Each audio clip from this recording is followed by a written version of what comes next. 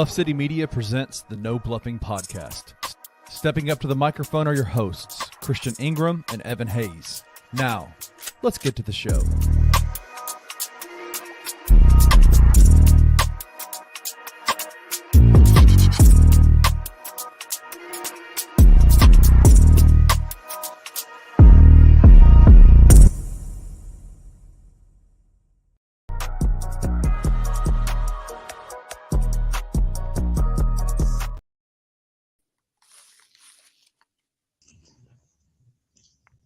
Yo, welcome back to the No Bluffin Podcast. This man. Oh, man. Man, I am Chris Ingram. And I'm Evan Hayes. And we are the No Bluffin Podcast, man. It wouldn't be us without some technical difficulties. You know how that goes. But it's all good, man. We on our first live show, so we making it happen, Captain. Evan, how you doing, bro? I am good. I'm blessed and highly favored. It is Monday. First time recording on a Monday, so that's different. First time going live, too, so this is going to be an interesting experience. But I'm excited, bro. Feeling good. How about you, bro? Yeah, bro.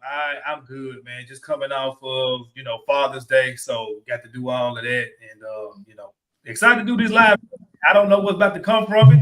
If y'all following us, y'all know we tapped in on Twitter to let you know that we are going to be answering some live questions and things like that.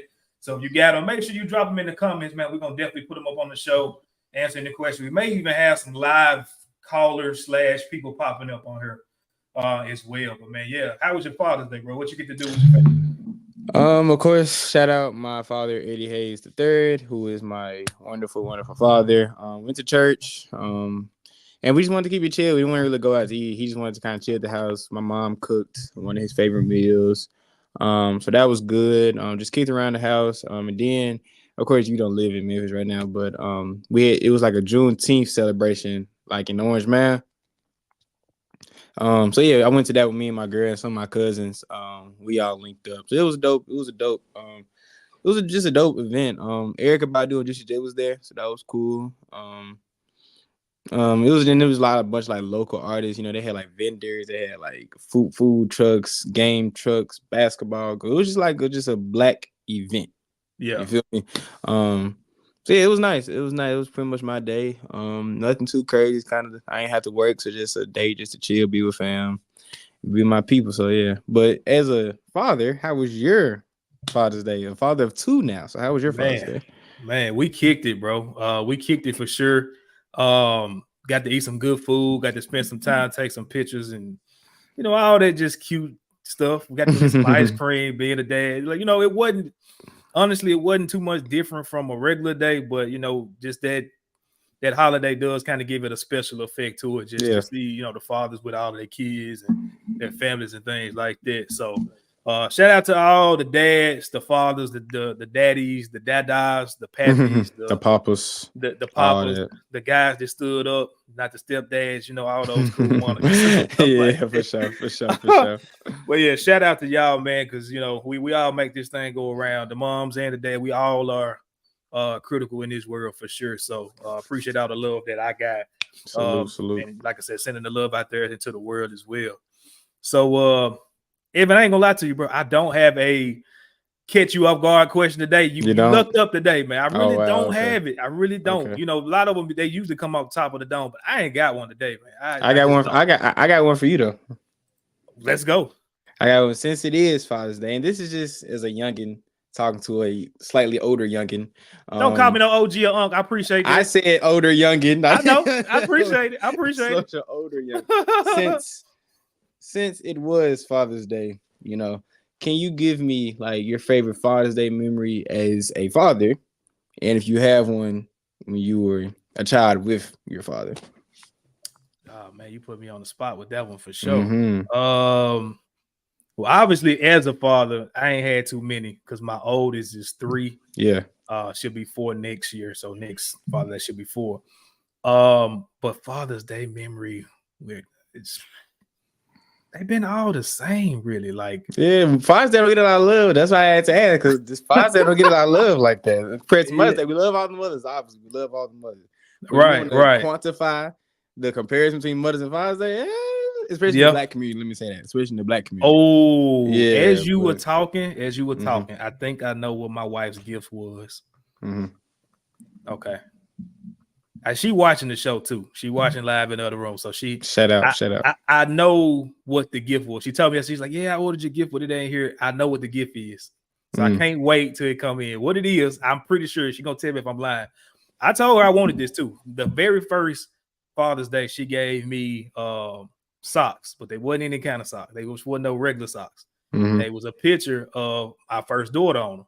Her face all up and down the socks. Oh, that's dope. So I was like, all right, man, I ain't gonna hold you. Like, you're gonna have to make this an every year occurrence. So I think it was last Father's Day. She got me 2 pair. I had a red pair and a blue pair. You know, baby girl getting older. So I'm pretty sure that the gift that she's talking about is another pair of socks with you know, with my both kids, 4-month-old and my 3-year-old on there. I'm pretty sure. So I'm excited to get them. I ain't gonna hold. I'll be wearing the shit out them socks. That's dope. Nah, that's fire. I wear them out to the gym. I don't care what y'all say. Y'all can talk y'all ass off. That's fire. Yeah, that's fire. Nah, that's dope. And as far as my dad, man, just cooking out, chilling. You know, he called. He think he a grill master. I give it to him. He can do his thing on the grill show. Sure. So just cooking out. I think on those days, a lot of times we wouldn't let him get on the grill. We would try to do it for him and stuff like that. So I'm pretty sure we done burnt up some steak. Me and my little brother when he was younger, messed up something. But it's all love. It's always just a good time to get with family, kick back, and just appreciate. Because black fathers are needed. You know what I'm saying in this world. So salute to him. Shout out to my dad. Shout out to your dad. Everything that y'all do and keep doing. And all the dads in Grizz Nation for sure, man. Hope y'all had a wonderful day yesterday for sure. So yeah, we got a live show today. So on Twitter, I'm trying to pull up these comments. We're gonna work this out as we go. Daniel Grill, the 901 Grizz 901 podcast. He goes live. Him and Nate every Tuesday at 901. I'm pretty sure he's a master at this by now. I am not, but we're gonna make it happen. Yeah, we're gonna see. We're gonna make it work. Sir. Yes, sir. But y'all know what's coming, man. Every show, we start the show off with the No Bluffin news, and today is going to be no different. I don't care that we live. You still can get the same show, the same content, the same in-depth analysis, if you want to call it that, from us. In-depth is what analysis, I don't know for that one, but hey, whatever the Evan and Chris way we do it, that's how we do it. For sure. Yeah, man. Just how we feeling about this stuff, man, for sure. You want to know what's so crazy? We've been live for almost 10 minutes. I didn't even give y'all our handles, man. Before we do anything, Chris all over the place today, bro. Oh my goodness, my boy's all over, bro. It happens, and you just can't sweat through. You got to keep going. Got to keep going. Keep going. Through life, all that. But yeah, make sure y'all give us a follow, man, on our personal pages on X, Twitter, whatever you want to call that, as well as the podcast page. If you're watching on Twitter, you already see that. Go ahead and tap in with us for sure. But man, yeah. If it's your first time tapping in, we got this segment called the No Bluffin News where we talk about everything in the NBA as well as the culture period, man. We're going to always throw some different topics in here. Maybe even talk some WNBA as well. I am not talking about Caitlin Clark. If you tapped in, I'm sorry, bro. I thought you was going to mention Caitlin Clark and Angela Reese, the flagrant. I'm sorry. You know what I'm talking about. I'm mad I even said the name, but, I'm just letting y'all know, if you tuned in this week for that part of the news, you ain't getting it. Go watch another episode. I'm through. I'm done. But this first one, man, we're going to talk about the NBA Finals reactions tonight. The Celtics and the Mavericks do face off in a Game 5. How you feeling about this series, bro? Because I know my tune done changed. Well, we were both on Team Mavericks before the final started. We both said, I think you said Mavericks 6, didn't you? Or you said Mavericks 7? Yeah, I said 6, bro. Yeah, honestly. You said 6 because I said 7. So yeah, obviously that has not been the case so far. That has not been the case. I just think it's just a matchup issue. Like, I think the talent of both of these teams are somewhat similar. I feel like just what the Celtics do well just counteracts the Mavericks so well for them and so bad for the Mavericks. It's just going to matchup problem.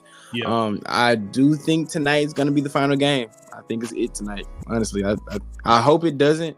I really hope they push it to 6. We can really start to feel the pressure on the Celtics. But I think tonight's tonight, man. I feel like Jason Tatum and Jaylen Brown are finally going to get their coronation of the duo that people have been wanting them to be for the past 5, 6, 7 years. I don't think even if Kristaps doesn't play, I still feel like the Celtics can get it done. I really hope the Mavs do, because I feel like if Luka and Kyrie do their thing, I just feel like they don't want to go back to Dallas. Simple as that. Because in Game 4, they came out kind of flat. They didn't really have that same sense of urgency that they had in Game 3 and Game 2. Right. But they're in Boston now. The crowd's gonna be rabid. I just don't see them wanting to go back to Dallas. So that's been my feeling. I feel like if I had to pick a Finals MVP right now, it would be Jaylen Brown, and that could feed a whole bunch of narratives that people are going to talk about. This isn't a Celtics podcast. We're not going to do that. Oh boy, we're going to let the Celtics podcasters do that. But yeah, Jaylen Brown's been playing. I feel like Jaylen Brown's been consistently been the best player in the series on both ends of the floor. And shout out to him, bro. And it's all that. Also, I'm gonna talk about this because folk got on my Twitter when I tweeted this. I don't care that Xavier Tillman was on the Celtics. I don't care. I truly don't care that he's getting minutes. I don't care at all. What if they're not wearing a Grizzly uniform? I couldn't care less about what they do outside the other team. Do I want them? I want them peace and well-being. I don't want them to get hurt. I want them to play well. Fine. But am I going to root for the team that they own? No. This goes for Mike Conley, Marcus Gasol, Zach Randolph, Tony Allen, whoever. Like, I don't care. So I see people saying, "Yeah, ex-Memphis room for you." I said, "Who is we?" I'm not rooting for. I don't want the Celtics. Boston is an infamously racist city. So no, I don't like the Celtics. No, so y'all can't have nothing nice. No, I don't care if it's Xavier. I'm half. I hope him and his kids and y'all do good in that boring old Celtics team. I don't care. Y'all do y'all thing. I'm not rooting for them. So yeah, that on that. So hey, all I gotta do is give you a shout out, bro, for getting some damn engagement. Because I told you got to tweet more to get more followers, and boy, you had folks pissed. So shout out to Evan for doing that. I had folks mad. I'm like, they was like, "What you mean?" I'm like, I don't care. Like, does he live in Memphis anymore? No. Is he playing for the Grizzlies anymore?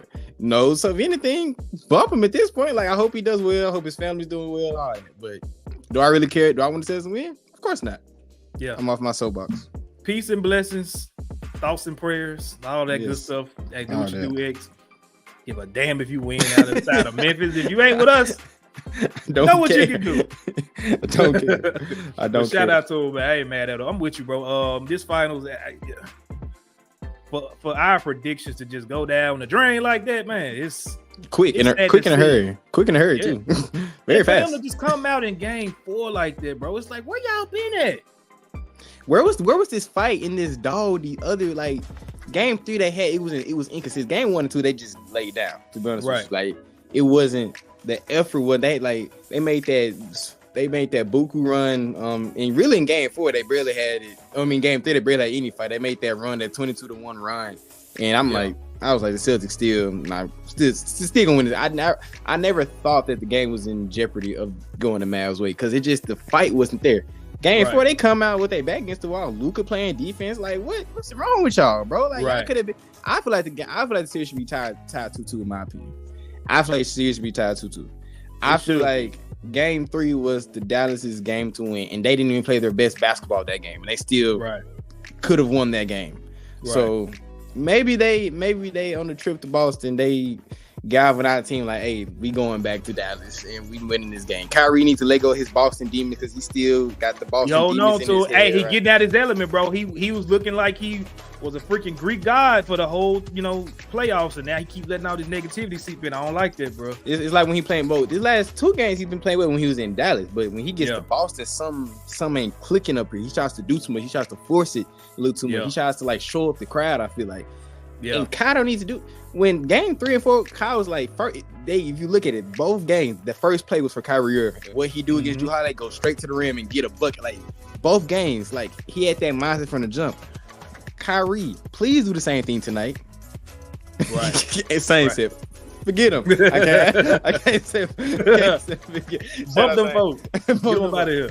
So, yeah, just do the same thing tonight. So, if they win this game, it's gonna be because of Kyrie. Let's go his Boston's demons. If not, the Celtics are hosting that Larry O'Brien trophy, and that's what it comes down to, in my opinion. Yeah. Shout out to my pops, man. Tapped in live with us. Chris showed your dad love you, son. Proud of you. You and Evan keep putting up, man. Appreciate you, pops. I appreciate you, Papa Ingram. Appreciate that. Man. Tapping in live with us on the day. I'm Team Tatum though. No, fam. I've been looking at you, bro. Why are you Team Tatum? Like, I don't understand. You out of all people, I feel like you'd be bumped. You and Tatum just vibes don't sync at all. Same, like, man. If you know, same is Sade is a what's the best way to say this?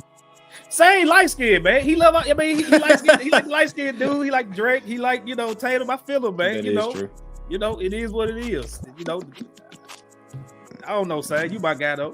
Yeah, but we don't see eye to eye on this one though. We don't see eye to eye. I love you, bro. But we ain't see eye to eye on this one, bro. I just want to know who they gonna get. Is this well, we know who. We know if Jaylen Brown, like you said, comes out and has another crazy game tonight, and they win, I think that's going home with him, bro. He's getting that MVP trophy for sure. I think that's him for sure. But I will say this: I don't like the discount of what Tatum is doing because, bro, when you have a well-oiled machine and you got the talent that roster has on it, do you expect this man to come out here and put up 40 a night? You don't have to. You don't have to win. He doesn't have to. Yeah. And if they lost and he didn't do it, I think we would have a different conversation. But, bro, they up 3-1 in the NBA Finals. I mean, what we even talking about? Like, it just don't make sense. That is also true. That is also true. That is also true. Love him on Shark Tank, but other than that, he really can shut the hell up. Nah, that is definitely true. That's definitely true. Man, we got Edward 4. What's up, gang? That's my brother Edward Hayes the 4th. Yes, sir. Oh, okay. That's my big bro. Yeah, I didn't even talk. Yeah, I have a brother that's 25 years old, and that's Edward the 4th. So that's my dog, right? Man. Shout out, bro. Yeah, but I agree with you, Ed. Kyle do gotta play his game. Like if he plays outside himself, Boston's coming home with a championship tonight. So I wholeheartedly agree. We're gonna see what happens, man. Make sure y'all put in the comments below. Do y'all think they're gonna close it out? Do y'all think that the Mavs gonna extend this another game, man? I don't even care no more. You know what? I will say I care. I do. Because I saw something, Brian Windhorst, if y'all don't know from ESPN, I saw something where he was talking about how whenever it's a new rule where whenever the finals ends, basically teams just start negotiating with their free agents. Yeah. Go ahead into the night so we can figure out what the Grizzlies finna do with Luke Kennard. That's just where I'm at. Luke Kennard, any Grizzly news that I can get, that's just where I'm at with it. I don't care what it is, bro. I feel so. Y'all make sure y'all comment below. This one right here. For the people not on social media, you ain't gonna know what the hell we talking about. But you're gonna be lost. I'm gonna let my boy Evan tap in with this one more because he's more tapped in with this segment than I am. But I do got my thoughts. So go ahead, bro. So if y'all don't know, Complex is a big social media, just kind of like culture, like brand on like social media. They have their own website, they write and all that. So they released a list, I think 2-3 days ago, about the 20 funniest people in the world, or internet people in the world, and it put a lot of people up in arms. Like Drewski was number 1, and you can have your opinion on that. But like the big one, Daisy Banks was like, he was like 17th, I believe, and he commented. It just created a whole uproar, So my take is, it doesn't matter like that. But my personal favorite internet people is RDC World 1. You probably don't know what RDC is because you're not like into like nerd and anime and stuff like that. But you may have seen them. You seen like the dude talking about the LeBron locker room videos when he's like going off on the whole team and they're acting like LeBron and the Cavs. You probably didn't because you're not on. Is it the dark skinned dude? Yes, that's okay. Yeah. So they're personally my favorite guys. That's what I like because they do anime, they do Marvel, they do sports. That's just my guy. So shout out RDC. Okay. But yeah, like the whole list was kind of funny that people was really up in arms about it. That like it's all objective. Comedy is a very objective thing, and I'm a pseudo comedy head. Like I watch comedians just on my free time sometimes too. I don't know if you do that, but I know I do that. Like I watch comedy. I love comedy, bro. Like, I'd rather watch that than anything that's like all this new stuff.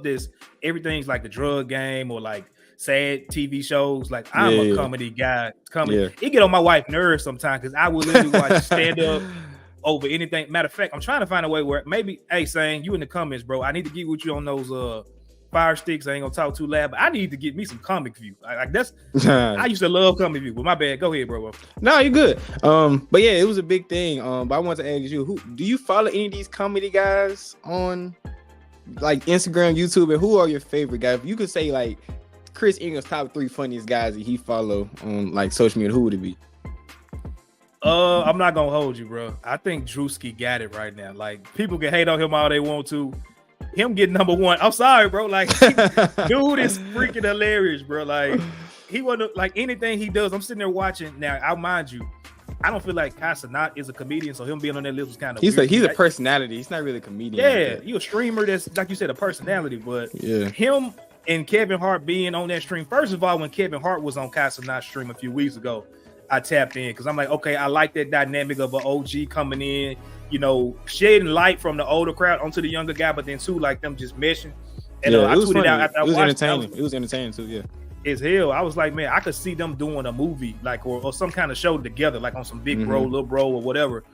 But when Drewski came in with Kevin Hart, this last one, bro, I'm sorry. Like Drewski was definitely the star of that live. He had Kevin Hart literally crying tears the whole time. So yeah, Drewski's number one. I'm sorry, you can't argue with me on that one. I don't care what your age is. I can put somebody old on Drewski and they'll probably fall out laughing. What's his name? Ben. He's from Memphis too. Is it Ben the Don or Ben something? I know you're talking about. Yeah, I know exactly what you're talking about. He's funny. I like him, bro. Like he's hilarious. And then if I had to go with a third one, I don't even know if he really do videos like this no more because he wasn't even on that list. But I need to tap back in on my Instagram. I don't be on Instagram like I used to either. I'm Twitter, and that's basically it. Yeah. But this dude, he be with DC Young Fly now a lot too. I think his name is talking about Carlos Miller. You talking about 86? No. Not that, of them, of course. I'm talking about this dude right here. He light skinned, got tattoos on his face. Shoot, I can't think of his name right now. I had it when I was thinking about it, and I forgot of his name. But anyway, I'm gonna find it. Dude, funny as hell, bro. Damn, what is his name? I don't know. It'll come back to me at some point. But those would be my two, and it's I can't think of his name. Anyway, you go ahead. Who your top three? Definitely RDC. You talking about Ben the Dunn? Yeah, I know. You know, I can't think of the dude talking about. But being the Dunn is hilarious, bro. And him being from Memphis just make it even more fun. RDC is definitely my number one. I've been watching him for a long time. Drewski, I don't know his name either. Yeah. Ed knows because Ed really deep on like Memphis and all that. I'm gonna find it, bro. Definitely RDC. Drewski probably been on my number two. Who'll be my third?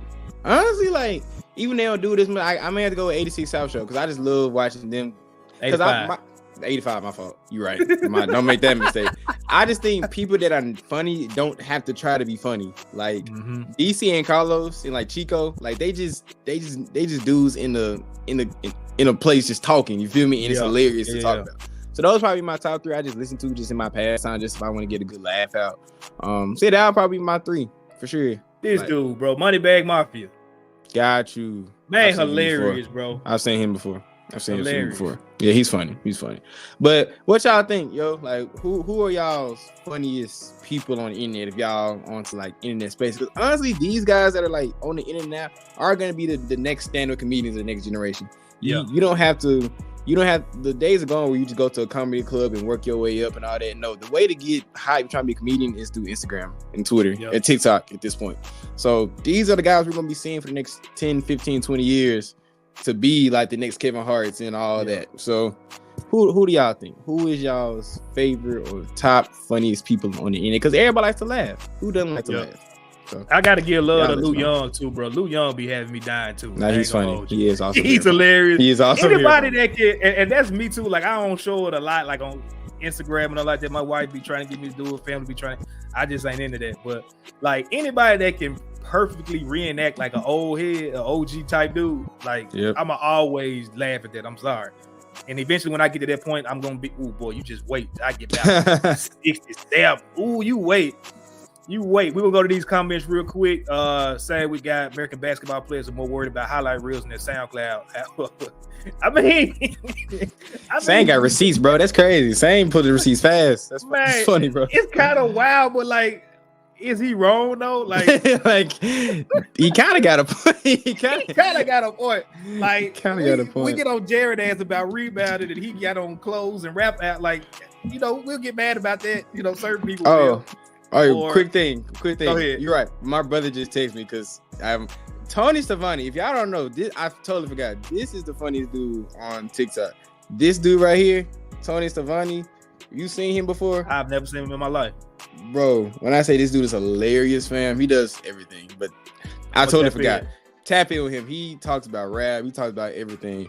Luka 10 points, first quarter, 112. Daniel Grizz, what's up with you, man? If y'all don't know, make sure y'all tap in with him. He does a lot of betting stuff on his Twitter page. He's also with Driving the Line now as well. So, he don't want me some money. I don't know if we still doing Bluff City Bets or not. DG, let me know if we are or not. But y'all make sure y'all tap in with him. He will definitely give you some power plays to make you some money, and I will tap in with that one tonight. I can't wait to be 21 so I can actually bet, because right now I'm still under 21, so I can't. Man, you better send your best to your big brother. Y'all better work together. Y'all better put in on this, Smokey. Say somebody 36. Yeah, Cap. It's all good, I'm saying that's a reference to RDC. That's a reference to RDC. Oh, it's right here. Yeah, I'm 36 because he was doing a skit on LeBron. And see, you can't be. Come on, my bad, Chris. say. Come my bad, on. say. My bad. I'm telling RDC. Tap in, bro. Tap in. He got caught up again. Reference to RDC. Please, for y'all, put Chris on RDC. Please put Chris on RDC, because this. Oh my God, Mark Cuban is tripping. Okay. He finna pull. I've been saying just looked up all Mark Cuban's bad tweets. Really, notes of all the crazy. I mean, he just Cuban. You right, bro. He has said some wild stuff. I ain't gonna hold you. Drewski deserves the number one spot. He trains the demographics to be real. Absolutely. For sure. He can do anything, bro. Probably one of the funniest videos he put out was him acting like I want to say he was like on a farm and he was chasing pigs, chickens. I know you're talking about that. No, the funniest one when my opinion when he went out to Bama when he said Roll Tide Willie. Yeah, Roll. That was funny. I don't give about Bama and the time. Bro, bro. That's what I'm saying, bro. Drewski is he on a different level, man. I need for Hollywood to not taint him in the way that Hollywood taints people, but to push him. Like he needs to be on the big screen, bro. He needs to be on TV. He needs to be on the big screen for sure.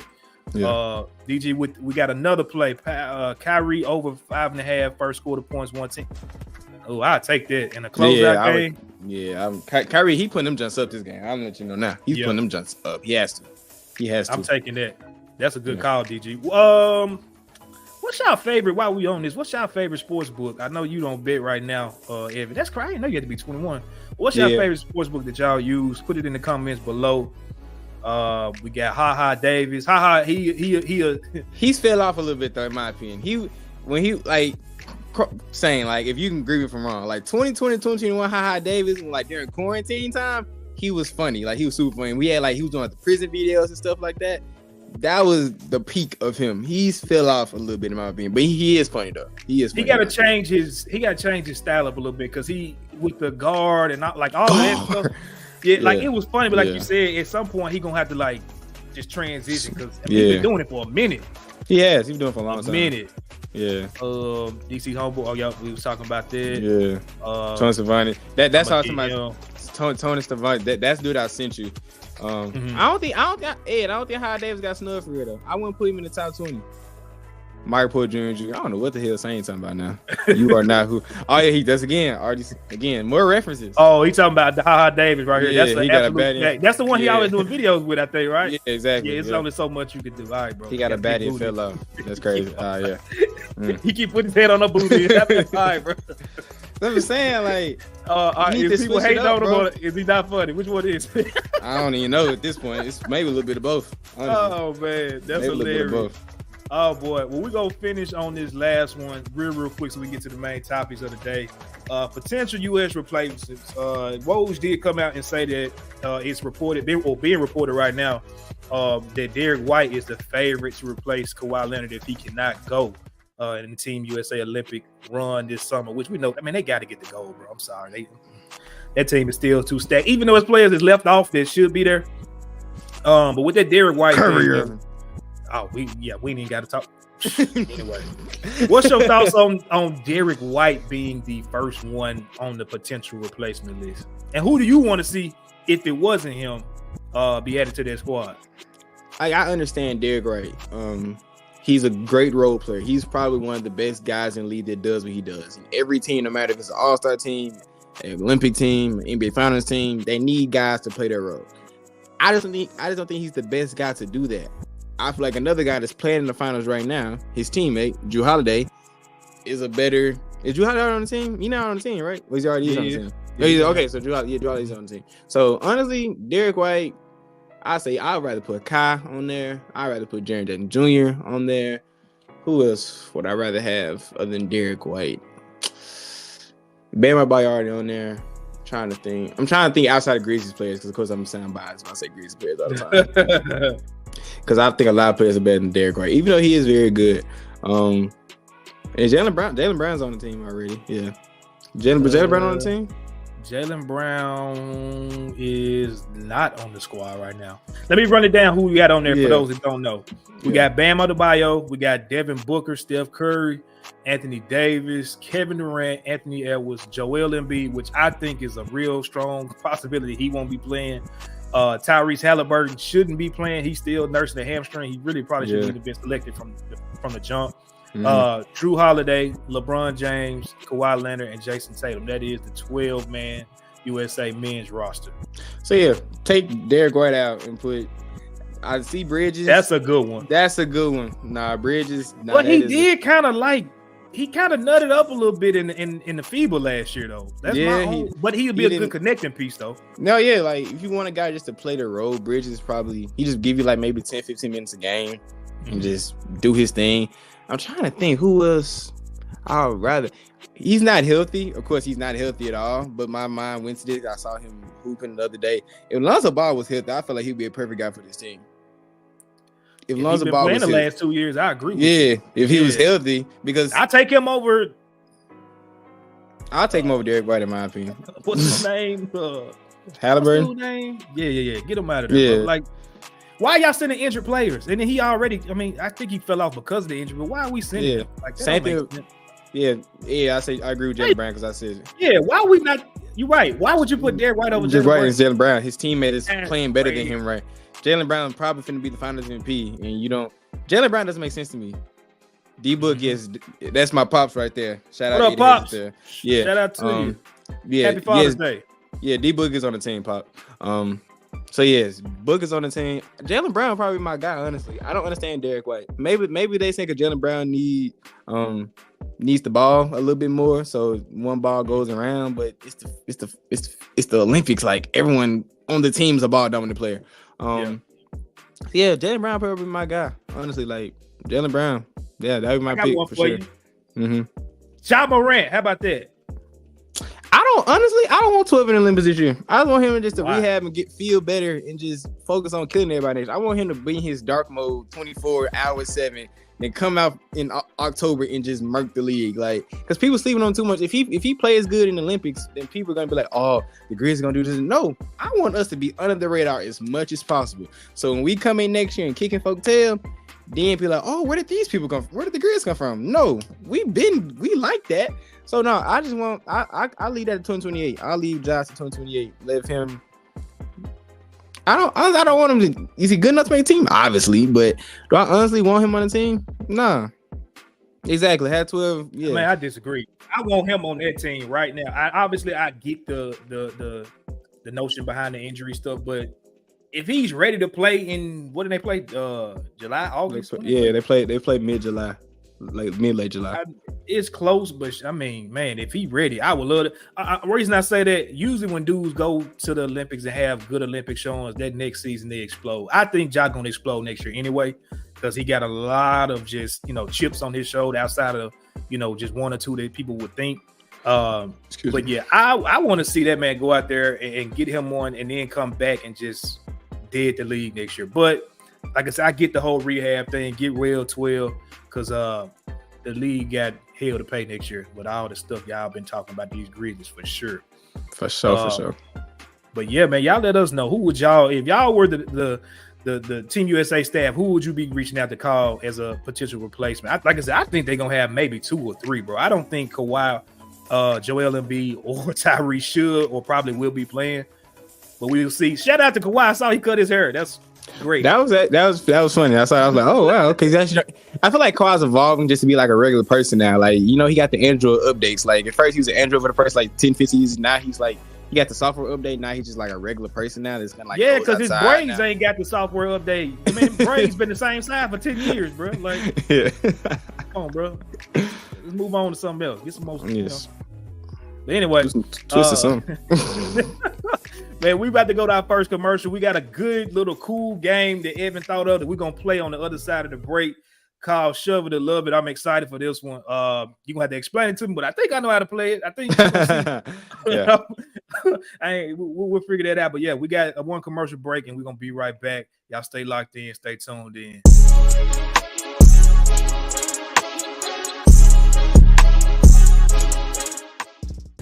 When you look at a guy like Taylor Jenkins, right, could you see him being the guy who could take the Grizzlies to that level, who could be a coach who may have flaws or whatever, but still could be good enough to lead a team to a championship? When you're coaching a team, particularly a young team that's growing and trying to get over the hump, I think you have to be creative. Again, I think you have to be able to use your data, who can do what or when they do things and however they use the analytics. But I also think that in times of need, you need to be able to be creative out on the court. You have to go to your plan A, you have to go to your plan B. Sometimes you have to go to your plan C. I think that you have to be willing to try different things as you, depending on the way your team is playing. Like, we're going to figure something out until we figure out what's right. But I do think that Taylor Jenkins has created a good culture for this basketball team. These guys have grown, no question about it. You know, it's always easy to go from a C to a B or a D to a C, but can you go from a B to an A? And I think that's the question for Coach Jenkins is, can you go from a B to an A? Tune in to the Anthony Sane Show Wednesdays and Fridays at 12 p.m. weekly on the Bluff City Media YouTube channel.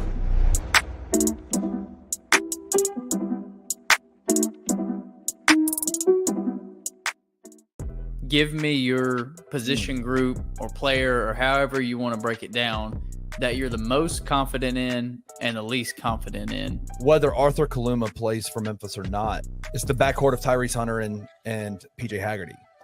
Them getting PJ Haggerty this year first was a needle mover to the highest degree, I think, in terms of what the kind of expectations for this team. In terms of weakness, depth, maybe not having David, and not, if they don't land Arthur Kaluma, not having Arthur Kaluma, I think then depth becomes an issue. But I would also counter that and say we probably won't be hearing over the season, why is Penny playing 12 players? Shorten his rotations. Well, now it's kind of forced to if they don't have the horses off the bench to be able to come in and produce. So I don't think that's necessarily a bad thing for a Penny Hardaway team. Tune in to On the Bluff with Christian Fowler and Gabe Kuhn every Tuesday at 12 p.m. on the Bluff City Media YouTube channel.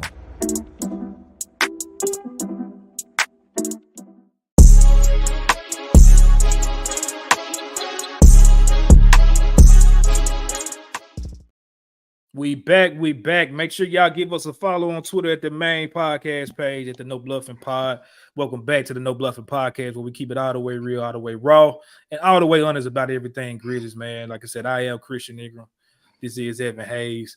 And Evan, I'm excited to play this little game we got going on, man. I ain't gonna hold you. I don't know what we're doing, so I'm gonna need you to explain it, man. So I'm gonna get you to take it away, my brother.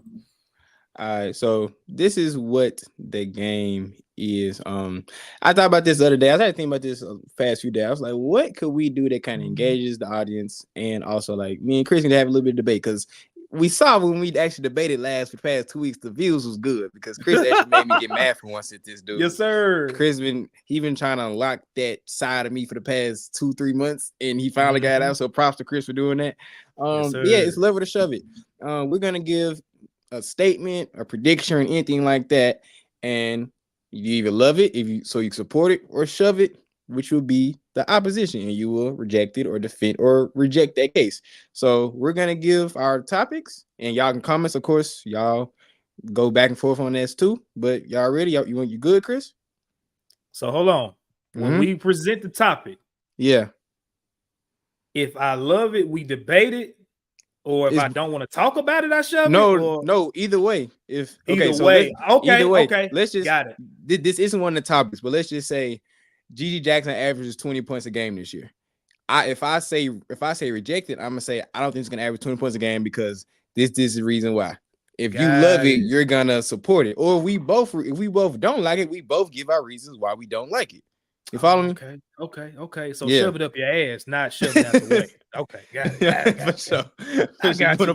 You want to put it that way, sure. Yeah. Whatever clicks with you, Chris. Well, I'm gonna let you pop it out. We're gonna go back and forth. So you start one and I go to the next one. We're just gonna go like that, bro. All right, so first one, as y'all can see, Grizz 55-win season or more. Chris, do you love that or shove that, and why? You know what? I love it, Mm-hmm. but it's dependent upon, honestly, I want to say the off season. Well, no, I want to say the next 2-3 weeks, but I'm gonna give Kleiman and company the whole off season to figure out what this team needs. The only issue is that, you know, you kind of got to be to the punch early when you want to make certain moves, right? Like, you know, we waited on certain dominoes, you know, when the Kevin Durant situation was going on, and we really didn't come out of that offseason a winner of anything, you know. So my thing is, instead of always waiting for dominoes to fall, which I think we will do in some kind of capacity this offseason, I think you got to figure out what's going to happen with the Thunder first. They do have cap space, so do they sign, you know, Isaiah Hartenstein outright and take him off the board? Do they sign a Nick Claxton, you know, off the rip? It's a lot of different scenarios that can happen that you may need to wait on, just because with money involved and things like that. But I want them guys to go out, make strong moves in the draft as well. And with that being said, if they do what I think they can and should be doing, I think they can get a 55-win season next year. I don't care what anybody else is doing in the West. I'm worried about who's playing at 191 Bill. And when that team is healthy, another offseason to kind of be cohesive, Gigi taking the lead, Vince and them taking the lead. I think I love it. I really do. I don't care what nobody say. I love them getting 55 wins. I must say, go out on the line. I think they get 56, 57. Mm-hmm. So you say that they break the record next year, because, you know, the record is tied 56-26. That's our most winningest season. Do you feel like they break that next year? I think this is going to be the most talented Grizzlies team we ever seen, bro. Like, that other team was very cohesive. They were young. They had energy. But you talking about talent-wise, that's why Taylor Jenkins is on the hot seat this year. This team is going to be the most talented we've ever seen. And so he's going to have to be able to orchestrate that in a certain way. But if they do what they need to do, and obviously we praying to the basketball gods that we have just, you know, normal health. Yeah. I think they break it. Okay. Initially, when I put this in there, I said I would be for it. But just for the sake of the game, I'm going to give a rebuttal and give a rejection to that.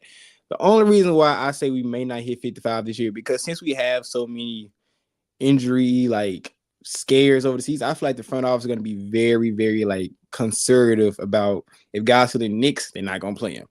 If guys are feeling a little strained, they're not going to play. I don't feel like they would, because we've done it where the past few seasons, we've been a number 2 seed in the West, and then we left the playoffs prematurely.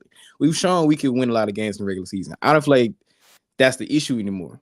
Right. The issue is now is progressing the playoffs. So I feel like, kind of, not to bring up LeBron again, I feel like, you know how LeBron just kind of coasts to do the playoffs and then turns it on. I mean, close to the regular season and turns on the playoffs. I feel like that's the mindset this team is going to go into this year. Like, Jaren has already said, like, hey, we've shown we can win games, and we're trying to win the championship now. They don't really care about regular season success anymore. Thank God. Like, you're right about that. I don't think they really care. So, like, it's going to be some games where we got 3-4 guys resting in the lineup. There's going to be some games where John Moran may sit the fourth quarter if the game's out of hand and all that. Just sit John. Like, there's no point in having him out there. Just forget to come. We'll take the one loss in February if we're going to win May and June. Right. You feel me? Like, but if you stack your team right like the Bucks do, even when these certain guys out, you still can coast. You know what I'm saying? If your top 10 is strong, you ain't got, you know, again, we talked about it before. When you got Xavier Tillman or David Roddy, they're the main top 7-8 guys in your rotation, and they go to teams that don't even get off the bench. That tells you that our team hasn't been as strong as we thought, but they were moving and grooving because of, you know, the certain pieces they had and the chemistry that they had. So, I'm with you. Yeah. So that's the only reason why I say next. Can we get 56, 57 wins? Of course. But I don't think I feel like we're going to be the 3 seed next year, 3-4 seed. We're going to do just enough to get home court advantage in the first round, and we're going to be happy with that. I don't see us trying to get a number 1, number 2 seed next year, because I just don't think going with the Boston formula, like, yes, they're probably going to win championship, but dominating the whole regular season, dominating playoffs, like, I just don't see that being good for us. That's just my opinion. Not saying that we can't do that. I just feel like the best way for our success is we have the energy. Like, every one of our core players that we've mentioned has been hurt at one point or another. Mark Smart's been hurt. John Morant's been hurt. Jason Baines been hurt. Jason Jr.'s been hurt. Vince Williams been hurt. Like, literally, besides Gigi, and knock on wood, hopefully Gigi doesn't get hurt. Why you had to go do that, man? Come on, bro. Come on, bro. man. Like the only person that hasn't had any issues is Gigi. So I just think they're not gonna care. They're not if we go in November and Gigi is hurt, Grizz Twitter's gonna go crazy on me. So hopefully that doesn't happen. Y'all know, yeah. I ain't gonna lie. I ain't about to find a new co-host. This man, Evan, bro, wee. Oh my god. But yes, that is why I am shoving Grizz winning 55 games this season. Dang, he done shoved it. All right, that's cool. That's cool. We're gonna move on to number 2, man. Jaren Jackson Jr. will be extended by end of year. Love to shove it, Evan Hayes. I like it. I think I can get down with that. I feel like you like it or you love it. I love it. I love it. All right. I feel like they value Jaren Jackson is the second or third best player on the team as he is. So I feel like just why save yourself the stress, lock him up, save yourself the stress, and then you deal with paying other people later. Just lock up Ja, lock up Dez, lock up Tripp, and that's all you need. And you have to worry about the next 2 years to sign Vince and Gigi. Lock up your core, and we can figure everything else later. So I wouldn't be surprised. And he's probably gonna be the most rich Grizzly in history, probably knowing how the front office pays their guys. For 1 or 2 years. Yeah, because like we're the same team that paid Mike Conley $140 million when he didn't. I love Mike, but he didn't deserve $140 million. Like he didn't. So this is the same people that did that. So yeah, they're gonna extend him, lock him up for the next 3 to 4 years, and then go down from that. So I see that happening. Oh man. I'm gonna go shove it, bro. Surprising. Okay, talk about it. And my reason is this: Jaren, you know, it's been last couple of years. It's been a X or blank. This is blanks. This is an important year for blank. I should say that this is a big year for blank. It's a make or break year for blank, right? Yeah. Jaren going into this season, we get what he did this last season. It was great in the, you know, basically the situation he had to go through with not really having too many co-stars. You had to, you know, basically play with a G League team the whole year. The highest usage you've ever had in your life, career highs in scoring, things like that. He developed different parts of his game for sure. It was areas where he could have improved in. But I'll say this. I feel like it's a make or break year for Jaren in the sense of when we're talking about this extension, you want this guy on your team for the stuff that he brings even off the court, the intangibles he brings off the court, what he means to the city, what he does within the city, him and his family. I know we love them. I say this when we're strictly talking about basketball. You're talking about a team that literally is about to be tapping this in between this first and second apron for the next couple of years, right? Yeah. You have to find the perfect mix of your best 2 to 3 players. And I'm at this point where, especially after our conversation with Michael Cole, I'll be honest and tell you that some of the ways that I viewed that situation, they changed a little bit, or I just look at it a little differently. If he is not committing to being the best Jaren that he can be, or the Jaren that the team needs him to be, I'll say that. Then I think if you, depending on the moves they make this offseason or by the trade deadline, if you have some other things shaking up to look like it can be a better fit around a Ja Morant, around a Gigi Jackson, and even maybe a Desmond Bain, you got to explore that option. And so, you know, if you're looking at this next season where Jaren, you know, he may have a great offensive season. He may have, you know, great defensive season. Depending on what he shows, man, that's going to be determining if you're going to pay this dude close to $300 million either this year or next year. You know, I don't think they're going to let this kind of drag out like they did the first time when he came off that injury. I think, knock on wood, if he has a, you know, healthy season again, which I think he will, they got a decision to make by end of year. And that's why I'm like, I don't know. I don't know. I see what you're saying. I see exactly what you're saying, because they want to delegate their assets. See, is Jaren Jackson the guy to be the second or third option on a championship dynasty, hopefully one day? Right. I just don't like playing in the unknown. I don't think the front office is going to do that. If you don't lock up Jaren, what does that look like? So that means you have a guy on a 1-year rental, which could either maximize his play and make him even play harder, or check out him and the team and his friends. So I mean, his teammates are like, "Yo, why you ain't locking my dude up? Like, we want Jaren here. You have to think about the ripple effects it has on the franchise. Yeah. John Morant is his dog. Desmond Bain is his dog. Jaren is taught all worldly about Gigi. So you think Gigi not gonna want Trip to be here?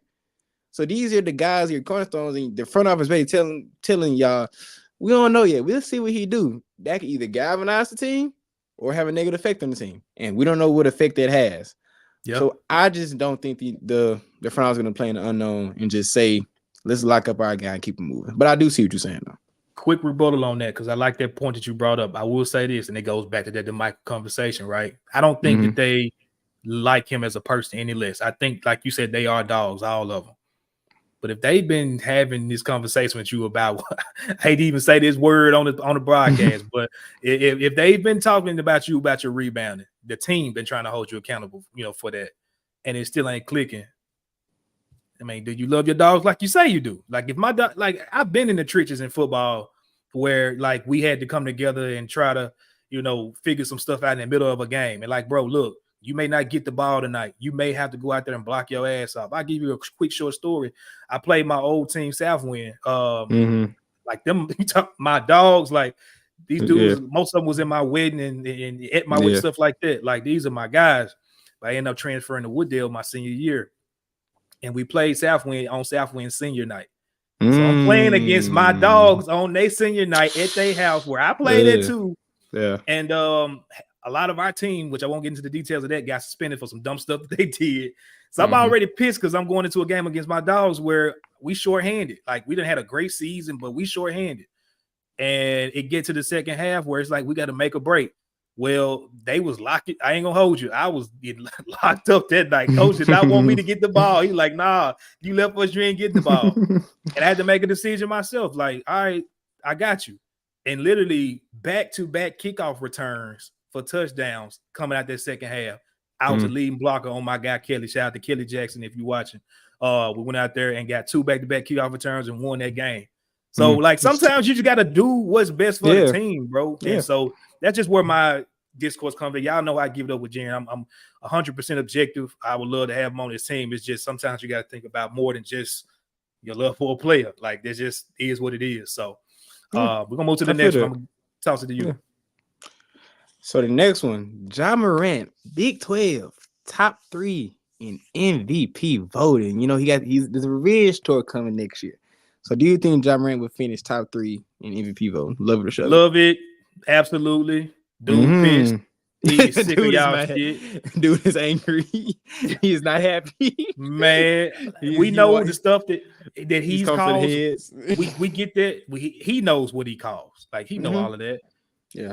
But from some of the stuff that just been hearing revolving that situation, he ain't finna play with y'all, lad. If y'all, if it's man, I wish I had the meme I could put in right now. The dude, he got like crazy spike hair. He ended up doing some crazy stuff. I think he like murdered like some kids or something. Anyway, dude ended up he represented himself in court. And in his opening statement, he's like, if y'all think I'm playing with you, God damn it, I'm not. That's gonna be Ja Morant all year next year, bro. Like he ain't playing with y'all. Like, nah. He will be in the top 3. That's how I put top. I didn't say top 5 because top 5 is easy. That's how I said top 3. Man, love it. I ain't no smoke. Let's go. Yeah. So he's up with Jokic, Giannis, Embiid. Who else gonna be up there? Shea Gilgeous-Alexander. I don't care about them dudes like a lot of people do, bro. Yep. All of them. Yep. Steph Curry, maybe. You never know. Like who's gonna be up there? It's over with, bro. Let it go. Shout out to my dude Clay on Twitter. It's over with. Bro. Take him out the pasture and shoot him, bro. That them Warriors is done. They done, take bro. Him out the pasture and shoot him. Take a fork at him. Clay gone. Draymond, Steph, man. It's over with, bro. That's right. But yes, I'm on the same page. I just want to see what you. I want to question you another time, but I'm on the same page as you. Hold on, bro. This my guy Parrish. Oh, what's up, Parrish? Me and Parrish were teammates in Southwind, and I left, so he know exactly what I'm talking about. Parrish just had flashbacks to that day, man. Right there. He know exactly what I'm talking about. Parrish was hot. Hey, shout out my boy Parrish, bro. Shout out to Parrish Sharkey, beat writer for BCM, man. Shout out to you, bro. Yeah. And shout out to your brother. Shay not better than Ja. He's not. I'm sorry. No, yeah, we agree. No, trust me, we on the same page. I just had to question you and make sure you understand what I'm saying. But yeah, I'm agreed. Top 3 MVP vote. I feel like I saw a tweet. He's put on a lot of muscles this offseason because he's been hoop. Honestly, I feel like Ja was healthy like at the end of last year. He just didn't want to play. I feel like he's been healthy for the past like 2-3 months. He's put on a lot more muscle. I just feel like he's coming in next year with I'm the best player in this league. I'm definitely the best guard in the league. Can none of y'all boys stay in front of me? I'm gonna come back with a half a decent jump shot for my boy Chris. Come on with it. And we gonna be good. So yeah. Because I just feel like honestly, I don't like to talk numbers because numbers could like you could speculate and go up or lower, and then you like, is that a disappointment because you didn't hit those numbers? But I'm gonna do it anyway. Next year, I see 12 averaging 28, 8, and 4. That's my stat line for him next year. 28, 8, and 4. And I feel like if we win 50 plus games, that's top 3 MVP right there. And shooting 37.5% from the 3-point line. I feel like that gives you an MVP 12. Hey, I think your brother just said this. You need to average. He said 27, 29. I think Ja about to average 30 on these folks. 30 is crazy. I think he's that pissed off. I just do. I think he's that mad. Man, we got a guest. We got a guest that done came into the building. We want to get him on for sure. Okay. Let me figure this out real quick. Got my guy. Oh, they ain't got me out. You my bad, out. Bro. My bad. What am I doing, bro? Oh, there we go. What's up, DG? What up? What up? What's up, you figured it out. Yes, sir. Man, I'm trying, man. Hey, shout out to you for doing this every Tuesday. Because I'm over here like a little lost kid trying to work this live show. Man. You've been doing good. I like it. Yeah, man, it's something new we're figuring out. So we trying to make it work. So DG, we got you on the show, bro. Just what's your thoughts on this? So this, I mean, I don't know how long you've been peeping, but as far as this Ja thing next year, what's your thoughts on him being top 3 next year in MVP vote? Man, I listen. Like whatever Ja wants to do, Ja can do. It's all about his health when you break it down. Like he's developing the pieces that are his weaknesses, and like anytime I'm a coach or anybody like even my kids, I'm like, you have to make your weaknesses kind of a strength. And so you're going to see that you're going to, the long ball has obviously been a big thing for him where he's stepping outside the arc a little bit more, but also the floater is going to come back. I would assume this year. But also, I think a lot of it depends about roster construction. If you get somebody that clogs the paint, like a Zach Edey, I know people love him. He's going to clog the paint a little bit. Do you do that for a guy who really needs all access lanes? Like you don't need him calling audible because he's John Morant because of Zach Edey in the lane. You want to make sure you have all lanes where you can go to the front of the rim. And so we'll see. But I think Ja can do whatever he wants as long as he's healthy. And I think he'll be healthy, knock on wood this season for sure. Got another one for you while you on here with us. We done went over 2 of these already. Do you think Jaren gets extended by the end of the year? When's the extension due by? That's the biggest thing. It's like trade deadline kind of, or is it after trade deadline? That's a good question. Listen, if it's this season, he's getting extended. Yes. Yeah. They're it's not this season let it for go sure. Over. Yeah, there's no way. Yeah, he'll be extended for sure. Yeah, I see it. I agree wholeheartedly. Why would you not? That's stupid. Chris gave his. Chris gave his point. I'm just saying. He's a guy who literally is a top 3 player on your team. No matter who you go get, you can go get these other guys, and I still think that you can have some kind of argument for either Bane or Jaren as being a top 3 player next to John Morant. And I think he honestly helps your best player, who is John Morant. That's why I've always said anybody you draft, you don't want to have them where they can't play next to your best player. So I don't want a short shrimp like Reed Shepard or any of those dudes. I don't want a white boy personally. I want somebody who I can play next to Ja. That's me, and that's Jaren. Oh my goodness! All day. That's funny. All DG, right. Shout out to you. That was funny. I'm sorry. That was funny. That was funny. The Grizz winning 55 games next year. You like it or you love it? I mean, you love it or you want to shove that up somebody's butt because it ain't happening? Yeah, I'm going to shove it. Just because 55 is so tough. Yeah. So tough. I expect their number to be like 47, 48 and a half when the odds come out. 47? Like, the odds. The odds. I think the odds are going to be that. I think they're a 50-plus win team. Yeah, But you got to think, like, when you come down the season, we're like, if they're that good, they're a 50-plus win team, they're going to honestly rest guys when they need to, just like Evan was saying. And so I expect that you're right on the edge of, they could go 53, 54 and still get the same spot. Yep. Why go to 55? Why go 56? That just doesn't make sense unless they're just too good and they're just easily getting wins. Yeah, I agree. I feel like as long as I feel like they just want to get home court advantage. If they get home court advantage, exactly. They're play as many games in the grindhouse as possible. If they get that, I don't see them pressure, especially like the last month of the season. If we're solidified a top 3, top 4 seed, I don't see any of the top 6, 7 guys really playing that much down the stretch. I don't, unless they just need those games. Because outside of us, Denver, and probably maybe Minnesota, who else can really compete? Like, and maybe OKC. It's gonna be us 4 at the top. So I don't really see anyone else really jockeying that 4 position, in my opinion, y'all. We're better than OKC. Currently, they just are. Yeah, you're not wrong. You're not wrong at all. I agree. While I got you on here, DG, I'm about to ask you this one. I'm kind of jumping out of the order of the show, but it don't matter because we live and we can do what the hell we want, right? Yes, sir.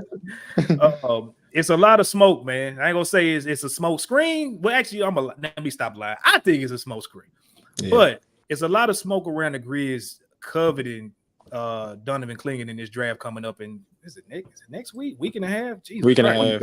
It's 9 days. 9 days.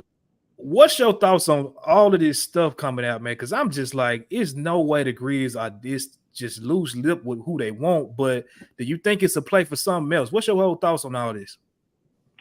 If it was me currently building a team, I wouldn't go get a big, because if people realize this, and I hope they do, Clingan is great. I think he will be a very good or good level NBA player. But you have to give up something to move. If you get him at 9, I think that's a win. Like obviously that's what everybody would assume. But moving up, what does that cost you? So at what cost? Like, I don't want to trade future picks, because honestly, you're going to need to fill out a roster around whatever core that you have built up if they're going to get paid $30+ million a year. So you have to somehow find guys like a GG, like a Vince, that in like 3 or 4 years, you got to have that. If not, your window's closed immediately. But I think that it is a lot of smoke. And why would you not from the Grizzlies and Kleiman? Because one, you haven't heard from Woj, and I think that's the number one key for me is if I don't hear it come from Woj, then it's probably not true. But I don't know why they would move up, unless it's just, my opinion is, if you're asking the selling price of these teams to move up, what does it cost for me to? What do I need to give you to move up there? You kind of know who they're kind of targeting, because who they're possibly wanting from you. So filling gaps, but also you're trying to find out, like, are they like bought in? Like, hey, I'm not moving from 3. I'm not moving from 5 unless you want to give me this. They're sold on a certain guy. But if they're not, they're willing to flip. That's more scary. That's scarier, in my opinion, if they're willing to like say, hey, listen, you can give me a second next year, second this year, and then maybe Luke Kennard, and I'll let you move up. Like, that's scary to me personally, because then they're like, hey, I'm not sold on anybody, and I could honestly go grab Clingan if I want to, just because he's the best player available. So it's smoke. Yeah, I agree. I love that. I agree with that too. What's your thoughts on that? I know we was gonna get to that at some point, but like I said, we moving out. I don't care. We ain't got to stay in no rhythm of the show. What's your thoughts on that whole situation, David? I agree with DG. Like, I feel like it's a setup for something else, because I don't, like you said, I don't see like strategically working of just saying we want Clingan, we're moving up the Clingan. I just don't see that like working. The draft is a week and a half away. We want. I feel like the Grizz have a pretty decent idea of who we want. Like, I feel like they have a big board, 3 to 5 guys. It's probably me in that 9 range, or like 5 to 14. Because like we said before, a lot of guys in this draft can either draft to the bottom of the lottery or draft to the top of the lottery. That's why we're talking about this right now. It's so weird about who all you can get. So I feel like it's just set up for something else. I feel like just trying to divert expectations. We can say you want Clingan and draft Ron Holland, and I can very much see that happening. So I don't. When I see all the things on Twitter and Instagram, I don't look that much into it. Cause I feel like it's just a smoke screen for a bigger move to be made in the draft. Because we can, as Chris, as your point is before, everyone that say we want, we don't get when it comes to draft and trade. It never happens. It never happens. Never, bro. So ever. as much we're talking about Clinton, I don't see us drafting him at this point because we're talking about him a little too much. And I don't get why Zach Kleiman will give up that leverage this early before the finals ends to say, oh, we want this guy. And people still doing workouts right now. Like, guys are still working out. The jury isn't out on any of these guys yet. So why would we this early just plant our flag? We want Clinton. Like, I just don't see it happening, bro. Like, real talk. DG, you are Daniel Kleiman. What are you doing at 9? We asked everybody to come on here, so I gotta ask you the same thing. Yep. What are you doing at 9 if you are climbing on draft night? I've made my personal big board because why not? Because I'm an idiot. 2, special shout out real quick. I will say that we're doing a full draft show. That's going to be the Bluff City Media draft show. Grizz 901 is kind of doing it in a sense. Nate and I, unless Nathan has a baby. But we're going to have Chip and Ryan both on. So it's going to be a full all the way up until the Grizzlies pick. And then we're going to go throughout the entire lottery. But I do like Holland a lot if I'm there, just because he gives you something that Gigi doesn't. Like, he can give you a little bit more athleticism, and he can kind of be the guard that Gigi's kind of the forward. So you have both guys that can be X factors when they're playing in general. But the other guy is Nikola Topic. I believe he stayed in the draft. Is that correct? He didn't pull himself out? Okay, no, so he has a torn ACL or strained ACL, whatever it is. If he falls to 9, that is one of the best players in the draft, 100%. If he somehow falls to 9, that's who I would grab, just because he's a stash guy. He doesn't help you right now because he's obviously injured, but you're talking about for the future, a guy that can come off the bench. He's big enough to play next to Ja if you want to run 2 guard lineups. I think he's a guy who is a very good player. But in my opinion, I think it's going to be Klingon or Connect. And I know I just said I don't want to draft white boys, especially white American guys. You didn't say 2 of them. Because there aren't very many good ones. But since 2000, there's only been 14 white Americans drafted in the top 14, and there's literally 3 good ones. And so I don't love it. And even this year, a little stat, there could be 3 white American guys drafted in the top 10, Shepard, Connect, and Klingon, all 3 drafted this year. That'd be the first time before 2000, but probably before that, since the league was actually like more than 1% white. But I just think that, if it's me, I like Klingon, but if I'm Connect, shooting allows you to move off of Luke, and I think that's a big part of this team going forward. Is can you get more shooting on the team? Besides that, man, you could talk me into anybody at this point. So this is another question I got to ask you, right? Because I've felt like this, and Evan, feel free to jump in here as well. Mm-hmm. I felt like this draft, they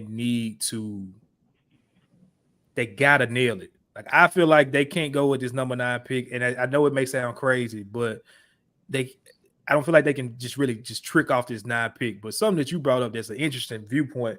You said even with Topic, you can stash him at 9. Do you feel like it's so important that they hit this pick versus finding other ways to, I guess you can say, round out the roster? No, if you're asking me, honestly, I could care less about if they nail this pick or not. I think they need to have a ceiling, like a high ceiling player, and that is a guy like Ron Holland. It is a guy like has a high ceiling of Dalton Connect, of gives you what you exactly what you need. But you could talk me into anybody. Like I said, Nikola Topic, right? Like, he is a guy that down the road would really benefit you. This team is good enough to win 50-plus games right now. You could roll the ball out. They're good enough. I think they have to add vets. I don't know if the rookies, if they're putting in vets to draft this year, but I don't think they are again for the year, another year. They're all rookies. They're all going to be young and dumb, full of something else. But like, I believe that these dudes might not play for you in the playoff rotation. I don't see anybody in this draft that plays in your top 8 rotation unless they just completely Derek Lively it up. Like, I don't see that. And so because of that, I don't care about this draft into this season. I think it's important for the upcoming seasons. But this year, I think you can hit a Klingon, but you can also go get Andre Drummond for $5 million, maybe $6 million.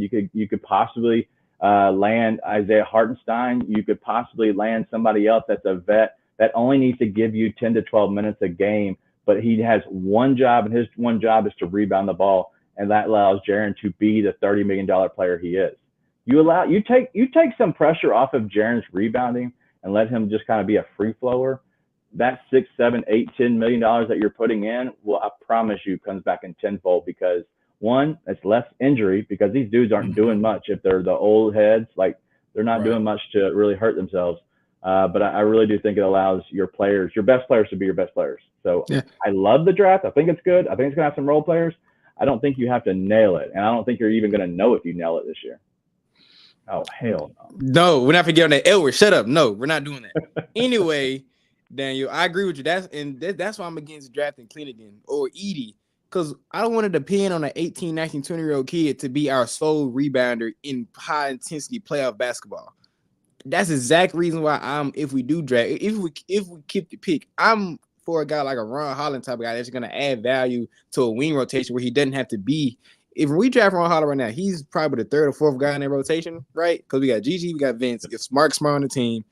Who else? That probably Ron Holland, probably fourth, right? I can't think of anyone else. I don't think you can play him over, honestly, Santi right now. Santi is better than he is right now. Yeah, and if Santi's still on the team, because Santi floats between the wings and the big, so I agree with that, Santi. So that's why I'm more on a Ron Holland, because we don't need him to be great right now. If you draft a Clinton or Edie or any type of big, our front office and just us as fans, we're gonna be like, why we took a top 10 pick on a guy that's not playing? Like, come on. Or especially in a big we're position we need it. So that's why I'm more getting on drafting like an Andre Drummond or getting a Hartenstein, because why put all that pressure on a 19-year-old kid in his first, and like you said, unless he Derek Lively's it up. But again, why Derek Lively works so well, because he has Daniel Gafford right there to shade all his deficiencies. That's why it works so well. He didn't have to be Superman. He didn't have to grab 15 rebounds a game. He floats around the rim, gets rebounds, block shots, and that's all he does. Why even put a guy in that position? And Lively wasn't a top 10 draft pick, if I'm wrong. He wasn't a top 10 draft pick, right? So that's why I'm against drafting those guys. Because if this team wants to win the championship, Zach Edey isn't gonna. Was Derek Lively top 10, Chris? Or even my tripping? Was he right at 10? 12 or 14. He was right there. Yeah, I don't think he was top 10. I know he was lottery. I know he wasn't top 10. So gotcha. I don't want Edey or Clinton playing 20 minutes game in the West Coast Finals against whoever. Like, I just don't want that first year for them. Maybe second, third year, maybe, but most 19, 20, 20-year-old kids not ready for that. See, I'm slightly different, bro. I think I'm not stumping I've said it before, I'm not stumping my feet for Edey. Like, I'm not saying he's going to be the savior for the franchise by no means. But if you're talking about just somebody that you can make sure that you can put into a playoff game at the end next season, I think that's the only one I really trust. And it's mainly because his body. It ain't nothing else. Like, he's just a freako, and he's not the Taco Fall freako. Like, he ain't just, 7'5", 7'6", and got long arms. Like, this dude, he does have coordination. He does know how to use his body well. That's the only thing that I think when I say nail it. I'm not saying that he is the pick at 9, but I just feel more comfortable with him going into a playoff series if you need him versus damn near anybody else that we could draft in this draft. So that's my only take on that. Yeah, I see that. I got a question for both of you. Is there one guy, and Chris, I guess you can, it's your show, I guess both your shows, but Chris, you are the godfather. One guy that if they draft him, you're like, oh, hell no. I don't want Cody. I don't want Cody Williams. Because I know we're on the same page. Because Chris, when I first brought out Cody Williams, Chris got on my case back, and I had to research a little bit more.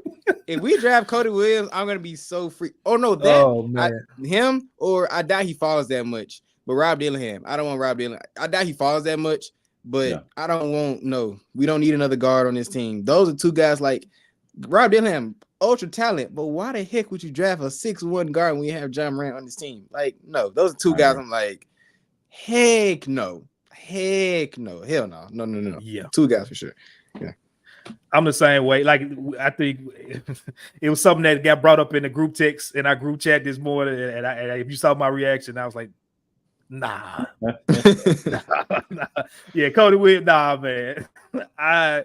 And you know what sucks about that? He could very well be one of the better players in this draft 10 years down the line, and I could eat my words just based off his size, profile, skill set. He could possibly be the next Kawhi Leonard. We don't know. But just looking at it, I'm just like, I don't know, man. This look kind of fugazi in the light, man. I'm not sure. Yeah. Cody Williams did. Look at y'all brothers on the same page. Y'all we're brothers. We have the same mindset because of basketball. I'm sorry. If you get in a room with me and my brother, we can talk about basketball all day. Who's Edward Wilcox? What's up, Topic? What's up, bro? Wilcox, he said Topic. So I can see that. Oh yeah, Topic. Yeah. I can see that. I can see that. And who's your guy, DG? I would outside of the white guys. Yeah, I wouldn't be completely like pissed off if we got Reed Shepherd, but I just don't understand. I wouldn't understand it. It would piss me off. I'll be so mad. If I'm looking down here, I'd say Isaiah Collier just because he is good. And that's fine. But like, why? Like, what reason? What reason does that make sense? I think you could honestly go Devin Carter, Cody Williams, McCain, Holmes, Edey. That's really the only people I would be mad, and even Dillingham. I'm not sold on Dillingham. If you see that he's falling in a lot of the draft stock because of one, he didn't work out. He's had an ankle foot injury. There could be a fracture in there that nobody's saying anything about. Like there's a lot that's going on with that with small guys. I think it'd be an issue. But if we drafted, if we drafted Edey at 9, I'd be pissed, 100%. Just because I think it's way too high. 2.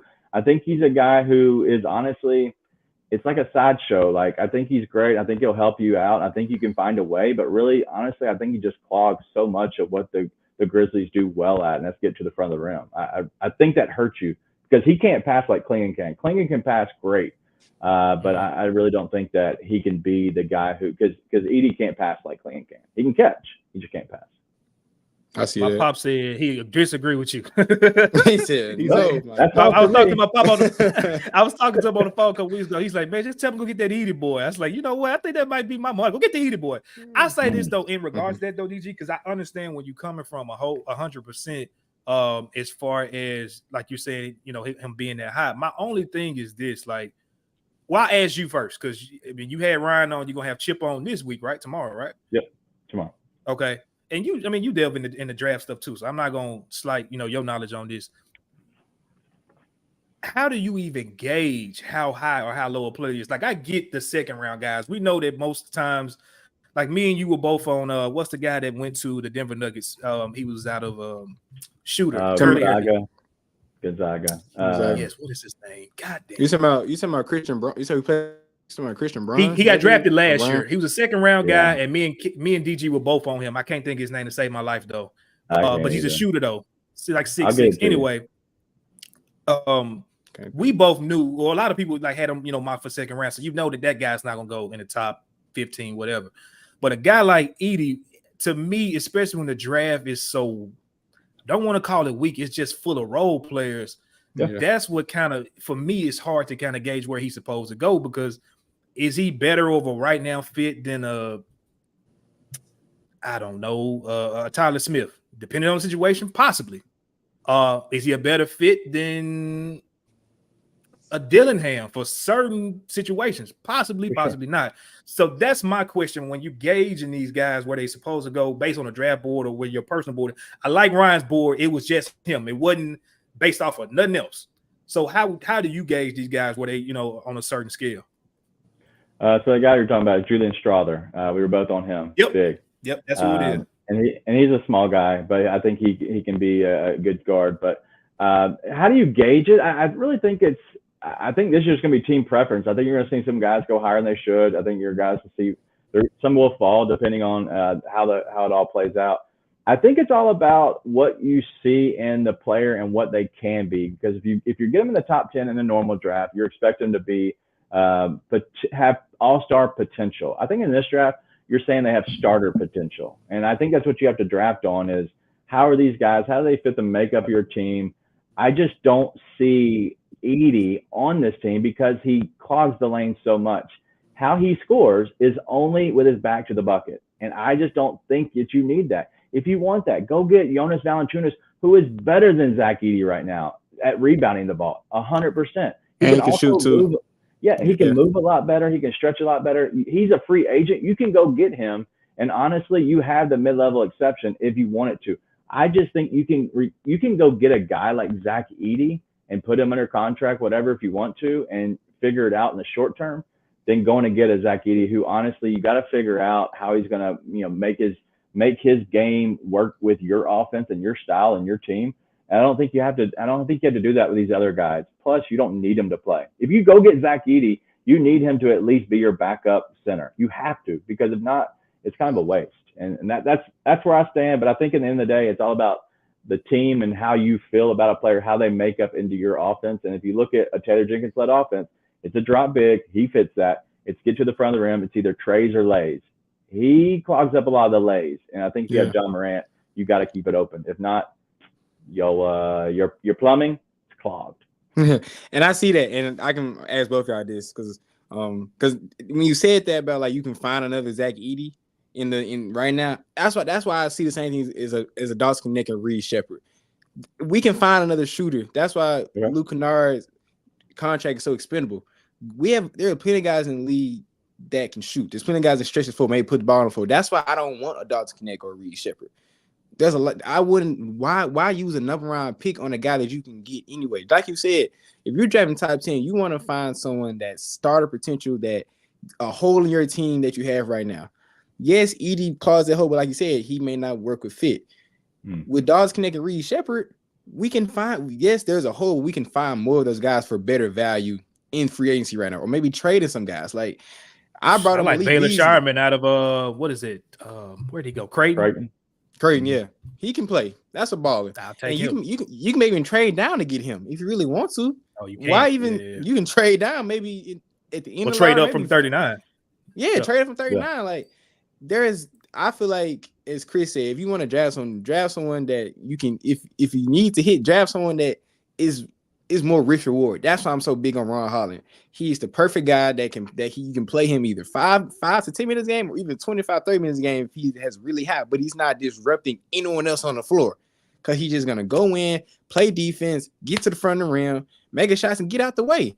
All the other guys we mentioned that we have been talking about, they disrupt other people on the floor, or we can find more guys like them. So that's why I don't want Edey really like that, Shepherd or Connect. And I know a lot of people want Connect, but that's to your point. That's how I feel about the other guys too. Hey, last thing, I know you're going to move on to somebody else real quick, and he's a bigger deal than I am. But with Connect, the only reason I'm okay with him now is because one, he's like 6'7", which is great. He's bigger, he has more athleticism than these other guys have shown, like a Reed Shepherd or whatever, just because they're smaller. I just think his size allows him to be Desmond Bane, and I think Desmond Bane was the longer in the tooth player. People looked over him because he is what he is. He's just that type of player. I think that Dalton Connect could be a Desmond Bane. And because of this draft isn't as good, he's moved up into the top 10. I think normally he's a 18 to 25 level player when you're drafting. I think he's out of the lottery. But because of this being a bad draft, that's why he's getting so much, play at the top because of that. But I really do think he has potential to be Desmond Bane level of comes in, can contribute, and only just gets better because he learns the little things, coming off screens, hitting those shots, playing little defense here and there, and just playing off your guard. I really do think he has that potential. So we'll see. I can see that. But hey, this is fun, man. I know for sure, bro. Appreciate you coming on. Appreciate you, my guy. Before you get out of here, man, plug everything you got going because you got a lot going on, my guy. Go ahead and plug that before you get out of here. If you do like any kind of picks on any, we're actually going to go live with Driving the Line tonight. It's called Driving the Line After Dark. But we'll be live at 8 o'clock tonight Central Time. But I'm with Driving the Line, doing daily shows with them, doing betting. But also Tuesday night at 9:01 p.m. A little bit late, but we do Grizz 9:01. We have Chip Williams on Tuesday night. Then next week we'll have one of the guys that's literally in the you're bringing on people to be on the show. We're bringing on somebody who we have never met. He's actually just in the comments as always. His name is the Black Ninja DJ. We're actually bringing him on because he's a draft guy. He wants to talk about it the night before the draft. So that should be a good time. And then the draft night will be it'll be a blast, dude. For sure. Hey, Black Ninja DJ, if he don't show his face, you can't let him on. I be want to see what these people in the comments look like. So okay, cool. Okay, there we go. Put a name in the face. Here we go. Yeah. All right. Well, Daniel Grizz 901 Live, man. We appreciate you tapping in, joining us today. Blessings with your presence, man. We're gonna let you get up out of here, my brother. See ya. Appreciate you, bro. Man, see you, bro. Yep. All right, man. We got somebody else joining the show. Just tapped in, run the doorbell. Let's open up the door and see who we got. Y'all want to guess? Y'all want to guess? That was wild. That was wild. Of course, who it is. Of course, we got my guy Anthony Sain of the Anthony Sain Show on Bluff City Media. What's going on, brother? Man, I'm good, man. Long time listener, first time caller, bro. Just that boy's stupid. That boy's stupid. I'm gonna start off with you a little bit of where we left off, and then we'll kind of move forward from there, man. Just with this all this smoke, this with the Grizzlies moving up, one clinging, and all this stuff, man. What's your whole thought on that? You think it's real? You think it's some smoke behind it? Where is the same bringing it today with all this just smoke coming up? I think it's good, man. I think it's good to see that the Grizzlies are, reportedly very active right now in all the pre-draft stuff. I think that's definitely a good thing, man. As far as the moving up for Klingon thing, I don't mind it. I think he's gonna be a really good big, in the league or whatever. But I'm not sure. I'm not sold that it's all for Klingon. I know that Parker Fleming commented and using this type of language as well. I just think the Grizzlies want to put themselves in another tier of talent to choose from and to be available to choose from. Where if you can get yourself in that top 3, top 4 spots, you're sitting up there and teams can reach out to you about guys that they may particularly want, or you can get a guy that you like. I think that's more what the play is. I don't think the Grizzlies are calling people and say, hey, we're trying to get Donovan Klingon, help us get there. I think they're telling teams they're interested in getting in their spot, and I think people are kind of assuming it's for Donovan Klingon since the Grizzlies, of course, need big or whatever. But I think if you can do that, yeah, do it. But it's interesting because if you look at yourself getting to maybe 3, right, you're talking about a trade that would definitely have to include probably have to include a Marcus Smart, right? That's the assumption. It would probably have to include a Marcus Smart. And Houston, as a team, only has one contract that really works with Marcus Smart, and that's Dylan Brooks. I had this conversation with my boy Andrew, who made the Grizzlies postseason video.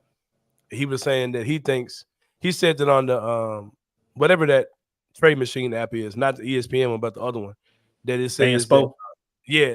He said on that one the trade goes through, but on ESPN it doesn't go through if you tried to do a lesser contract with Marcus Smart. So I don't really know what that situation is. I'll leave that to smarter people out there who knows how that cap stuff works. But I don't think Houston can make a trade for Marcus Smart without having matching salary. I don't think they can absorb that contract. But yeah, it would seem like it would be a Marcus Smart level guy. Being that Houston is trying to, if they're going to trade down, it seems like they'd be trying to do it for a win now player. That's what the reports were, at least.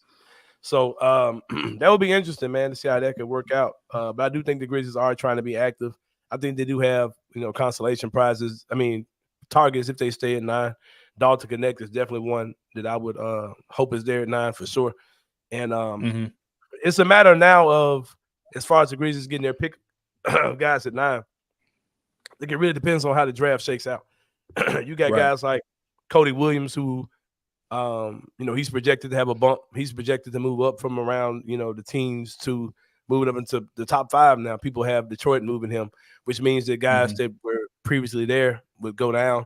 I think there's another guy, another big, like a combo big, just possibly could move up in front of us as well.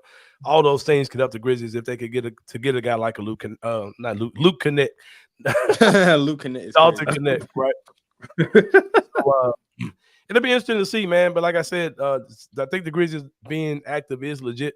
I think they are trying to, expound all of their possibilities to, solidify this roster and get it ready for, for the playoffs next year. So it'll be interesting to see how the whole thing plays out.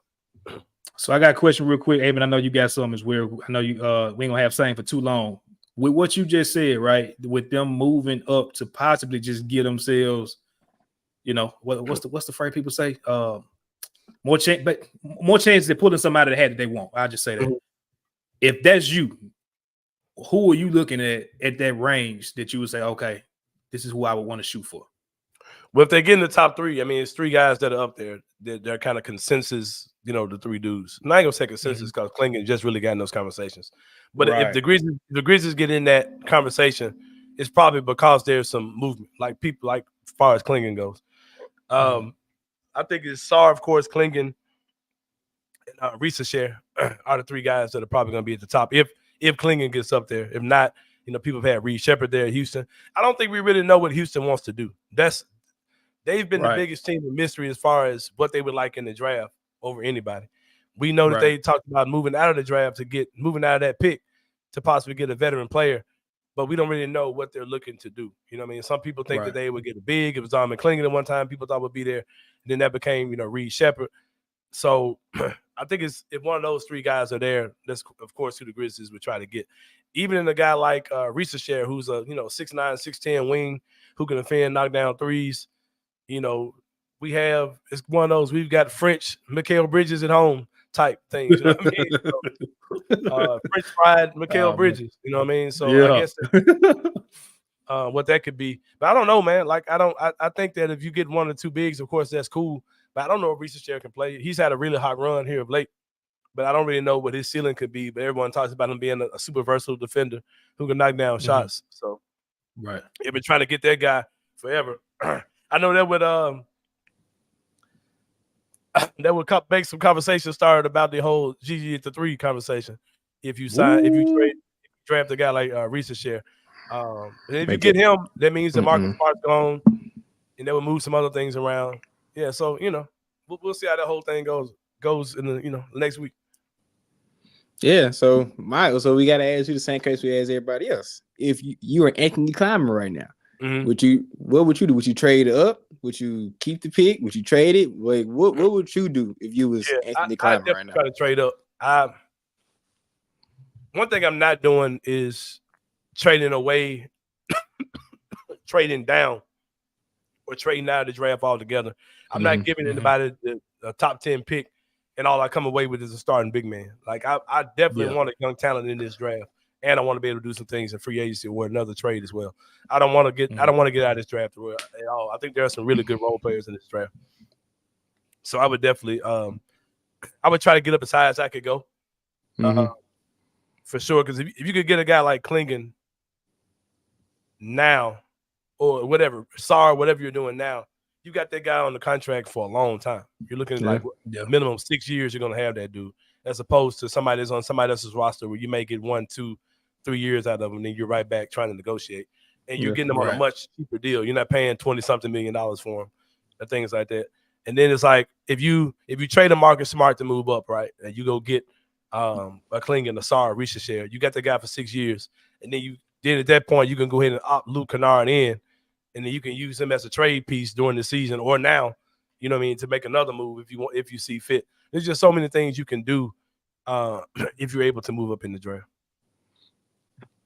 Yeah, and I know I didn't think of that. Moving, I thought, like you said, it was moving up to get Klingon. I didn't think about it at all. Like moving just to get the position and actually just open up what you could do a lot more. It just gives you more assets, gives you more leverage when it comes to negotiations. So, hey, let's say you're at 3, right? And Klingon and Sarr are gone, and Risa Share is there, and somebody wants Risa Share. Okay, what you want for him? Then you can really, see, you might get trade down, make some shake down and get. I don't know what the numbers are, what teams have 2 picks, but will you trade the Spurs? Will you trade 2 picks for him? Yeah, exactly. Yeah, San Antonio, will you trade 4 and 8 for Risa Share? That type of stuff. Now we're talking. Ooh, I would. I know I would. We talking. That's some value right there. I would. And then at that point, you take what's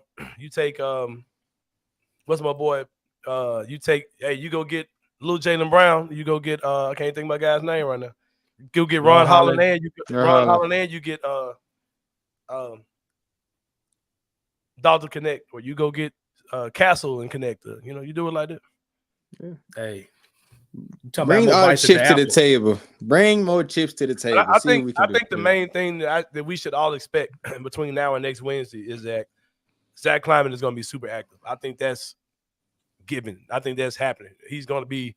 We're hearing the Grizzlies' names involved in just way too much shit to think otherwise. You know what I mean? So. Yeah, I kind of got a cold too, man. That's why I sound absolutely horrible. But yeah, you good, bro? Hey, you gotta take that stuff you were telling me about. I can't remember what it was. I got it in my. Yeah, I got some. Oh, let me show y'all what my daughter got me for Father's Day too. This is what happened. Y'all bring. Hold on. Come on, man. We want to see. Come on. Can you celebrate all the fathers? Yeah, man. Come on. I gotta get his thoughts on this one topic before he get up out of here too. One of these love to shove it before he go. Yeah. This is stuff you talking about. Echinacea, the stuff you talking about. Yep. We can't see it because the green screen, but yeah. Yeah, for sure. But yeah, echinacea. Mm-hmm. I can't get it to hold on. Yeah, echinacea. That is for sure. But yeah, this is what my daughter got me, man. What's better than this, bro? Oh, that's tough. A poppet of yourself. Wow, that's crazy. Yeah. My daughter got me the dad. Oh, that's nice. That's nice. Me on it. That's crazy. Yeah. Hold on, what's on the shirt? Is that like a Marvel thing? That's Black Panther. Yeah, it's Black Panther. I couldn't see my shirt. Oh, this shirt is Black Panther. Yeah. No, on your poppet, on your Funko Pop. Thing is, he just got like a jogging suit on, tennis shoes, and got a cell phone. Okay. I keep my phone in my hands. Yeah.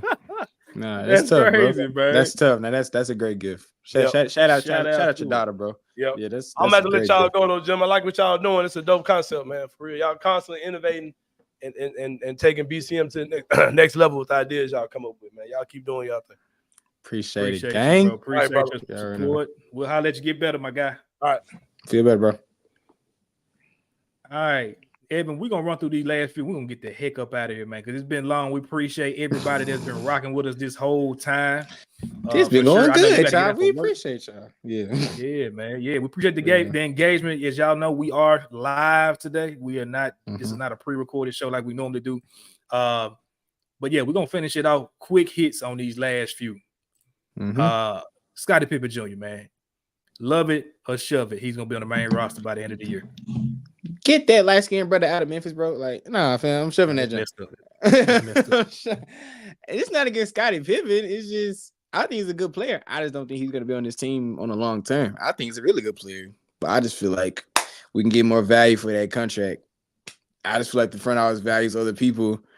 Value for the contract that ain't on a two-way. What are you talking about? I mean, you get a better two-way player. That's what I mean. I mean, you get someone as good or better for what your team needs for a two-way. Like he's only making like $500,000. But no, I'm saying this man can barely order a Crystal Burger. This man talking about you got to get better value. God damn, what you want? A 4 for 4? Get Scotty on this roster, bro. Scott. The reason why I say that real quick is that I'm looking at sharpening and strengthening your top 10 as strong as you can. I don't really care about 11 through 15. He's in your top 10? He's in your top 10? No. Scott Pippen Jr. Okay, then. So what's the okay? That's why I say I think him on the main roster. On the main roster, I'm thinking 14, 15. Yeah. Man on your roster that can step in, Lord forbid, but we know, until he get a consistent jumper that he relies on, Ja Morant tweaks an ankle or something like this. So that's all I'm saying. Step in. He can't stay on a two-way for 3 years. This is the last year he can be on one. So that's all I'm saying. Yeah. Like, I think by the end of the year, if we need him and he's showing that he basically needs to be on a two-way, I mean on a main roster spot because of whatever, then that means that something has gone totally wrong, just like it did on our show. Hold on, he's back. But yeah, that means something went totally wrong if he's on the main roster like early mid-year. But if by the end of the year they said, "Look, man, you've been busting your tail. These games that Ja took off or whoever has been the backup point guard, D Rose. Like if you've been stepping in, here you go, bro. Get you a GG Jackson, Vince Williams special. We give you a 4-year, $1.8 million deal." And we got us a backup point guard for the next 3 to 4 years. I don't see what's wrong in that. I ain't talking about he gonna be the main, top 10 of your rotation, but that's all. Yeah, I see what you're saying. I just don't. I just wouldn't be surprised if they bring. You said get my boy Scotty and his daddy up out of Memphis, basically. That's what I don't. That's they whole family weird, bro. I'm sorry. That whole situation is a little different. Just a little. I don't like weird people around my franchise, bro. I'm sorry. I don't like the weirdness. All right, and it's nothing against Scotty and did nothing. We got Brandon Clark on our roster, bro. That might weird. But Brandon Clark just like a vampire and make music. He's unproblematic though. He's very unproblematic. He's weird, but he's unproblematic though. Wouldn't leave him around I wouldn't really leave him around my girl cousins and freaky ass.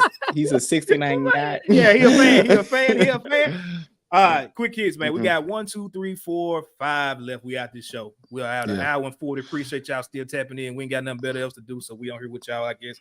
We're gonna get up out of here. Desmond Bang, love to shove it. All-star. Well, you supposed to ask this, but go ahead.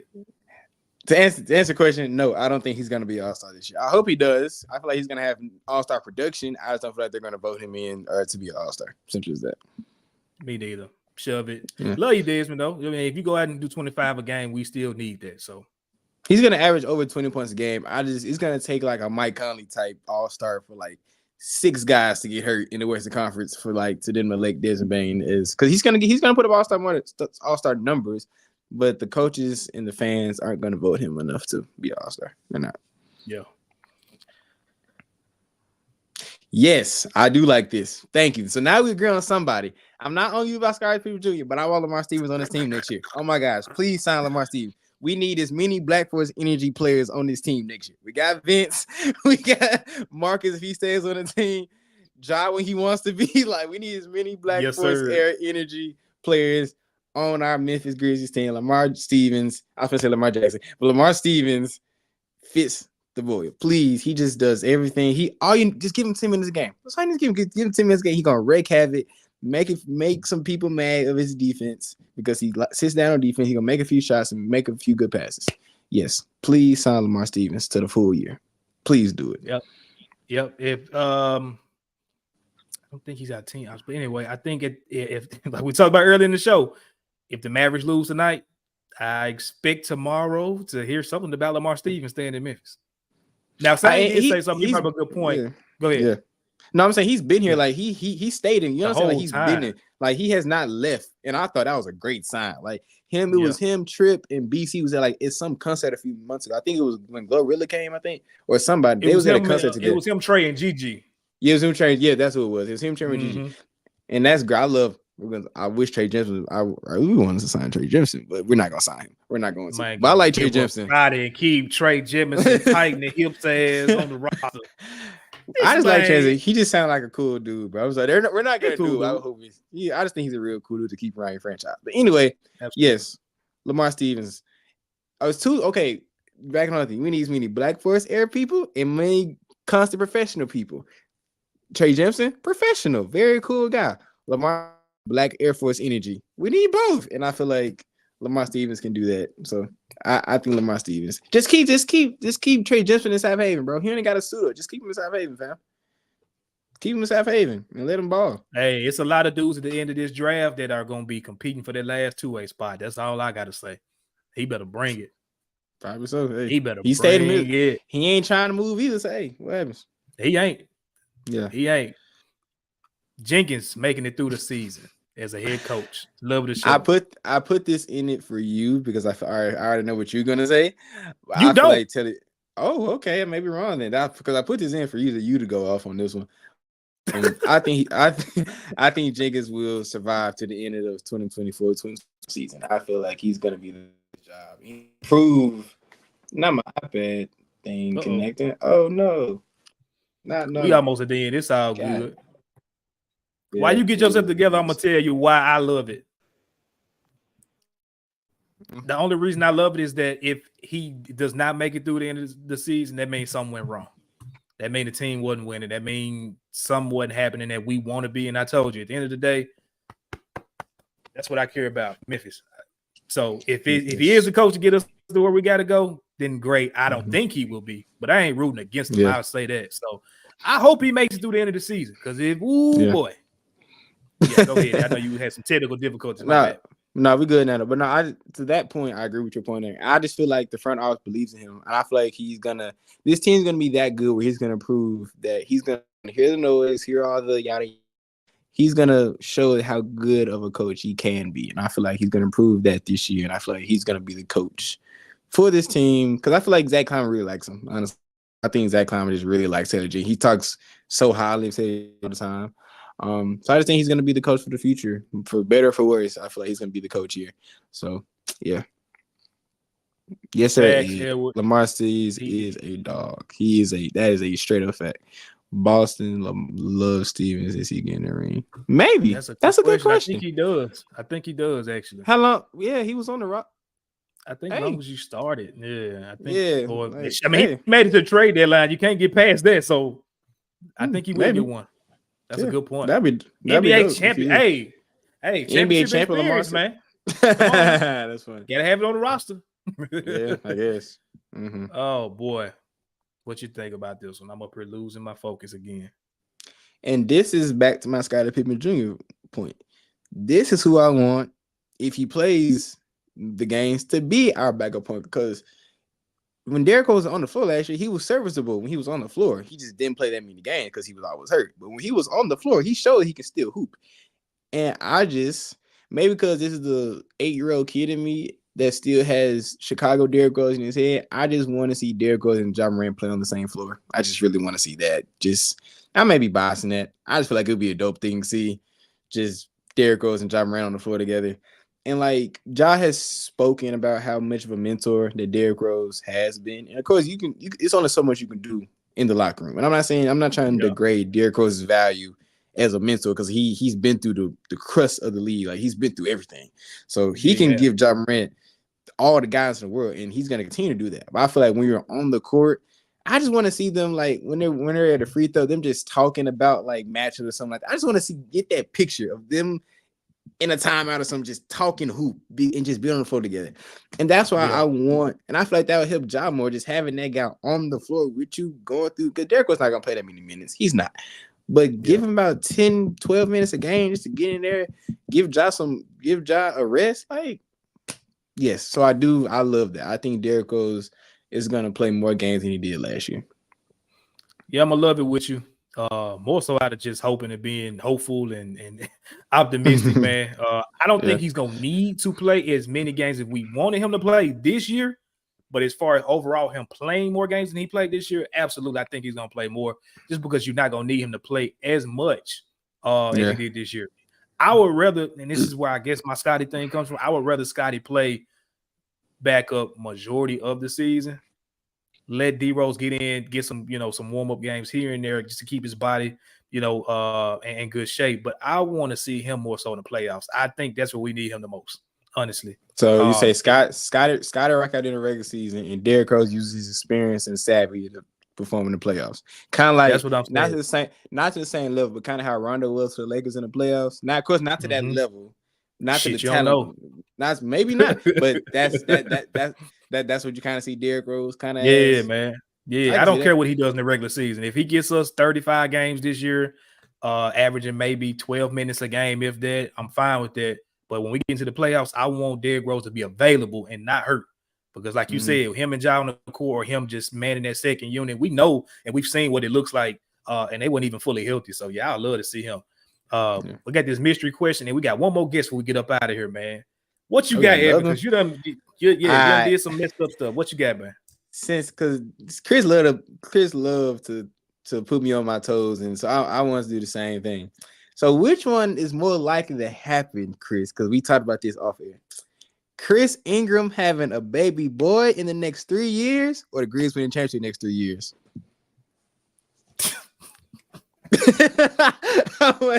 I know your wife was like, "What this boy talking about?" I want to throw you off. Which I ain't gonna lie. You said you was gonna throw me off, but you threw me off with that one, bro. What is happening in the next 2 to 3 years? Which one's more likely? Chris, what's your wife's name, by the way? Deidre. Is Chris and Deidre Ingram gonna have a baby boy? Because y'all got 2 beautiful girls. Because the reason I thought of it, because when you told me yesterday your girl and your little adorable baby boy, I was like, oh my gosh, it's adorable. So I got a little baby. I was like, what if Chris had a little boy? So which was more likely? Chris having a baby in the next 2 to 3 years, or the Grizz winning championship in the next 2-3 years? Man, in a perfect world, it's both, bro. Like, I can't pick them most likely because I'm hoping for both. We try to have that third in the next 3 years, and then we hoping that the third gonna be a little junior. So, I'm gonna say I can't say either one, man. Both, and I definitely need to be, like I said, on Bill Street with my shirt up, like I'm flashing my middies on Bill Street on the float somewhere. So, damn, you messed me up with that one, bro. I ain't gonna even hold you. And also, DJ, I do agree with that. DJ, I agree with your comment. I do. I agree with your comment wholeheartedly. Thanks. I told you I had to throw you off, bro. I told you I had to throw you off with that one. Yeah, DJ, that's kind of where I'm at. Anyway, I say 25 to 35. If he in that range, that's it. I don't need him to play more than that. That's it. Yeah, I agree. Oh man, look, my dad said both. Papa Ingram. Papa, which one you rather have? Would you have another grandson, or would you rather he like me, both. Both of them. Both. I know. He wanted the grandson. I know he do. Shout out to Radio. That's one of our favorite movies, man. They asked him what kind of pie he want. Radio said both. Both of them. Yeah, man. Shout out. Little boy, 34 could be even. Dang. See, now you tripping, GG. Golly. That's the whole point about childbirth. You never know what it is until you know what it is. So, hey, you could gamble trying to get another boy, get another girl. If the third is a girl, I'm going to get snipped. He's over with. He's like, no, we ain't doing no more. I'm not trying for 4 girls. Are you crazy? No, I love my little beautiful princesses, but no. That ain't happening, dog. Evan, I know you got to get out of here in a little bit, man. So if you got to drop, I ain't tripping. Do what you got to do. But we do have one more guest, man, before we get up out of here. And I got to mess with him because he was in the chat earlier, and I definitely want to hear him just talk about that from his perspective, man. We got my guy. What's up, dog? What's good, y'all? What's up, dog? Chris got me, man. God, dog, Chris had that boy deliveries. Chris had that boy high chat. Man, no, I was on lunch with my wife, right? Look, I was on lunch with my wife, right? When you said it, she just started looking at my face. She was like, dang, I can tell you hurt. Man, talk about that night, bro, from y'all's perspective. Because, I got my perspective. Obviously, I'm coming back to, go against my guys, man. But, it was bittersweet as hell. Like, man, y'all don't know the emotions I had that night. So just talk about it just from that perspective on senior night, all of that. Just how'd they go on in the Southwind locker room? Oh, boy. So we had 3 games that went very similar to how the game went.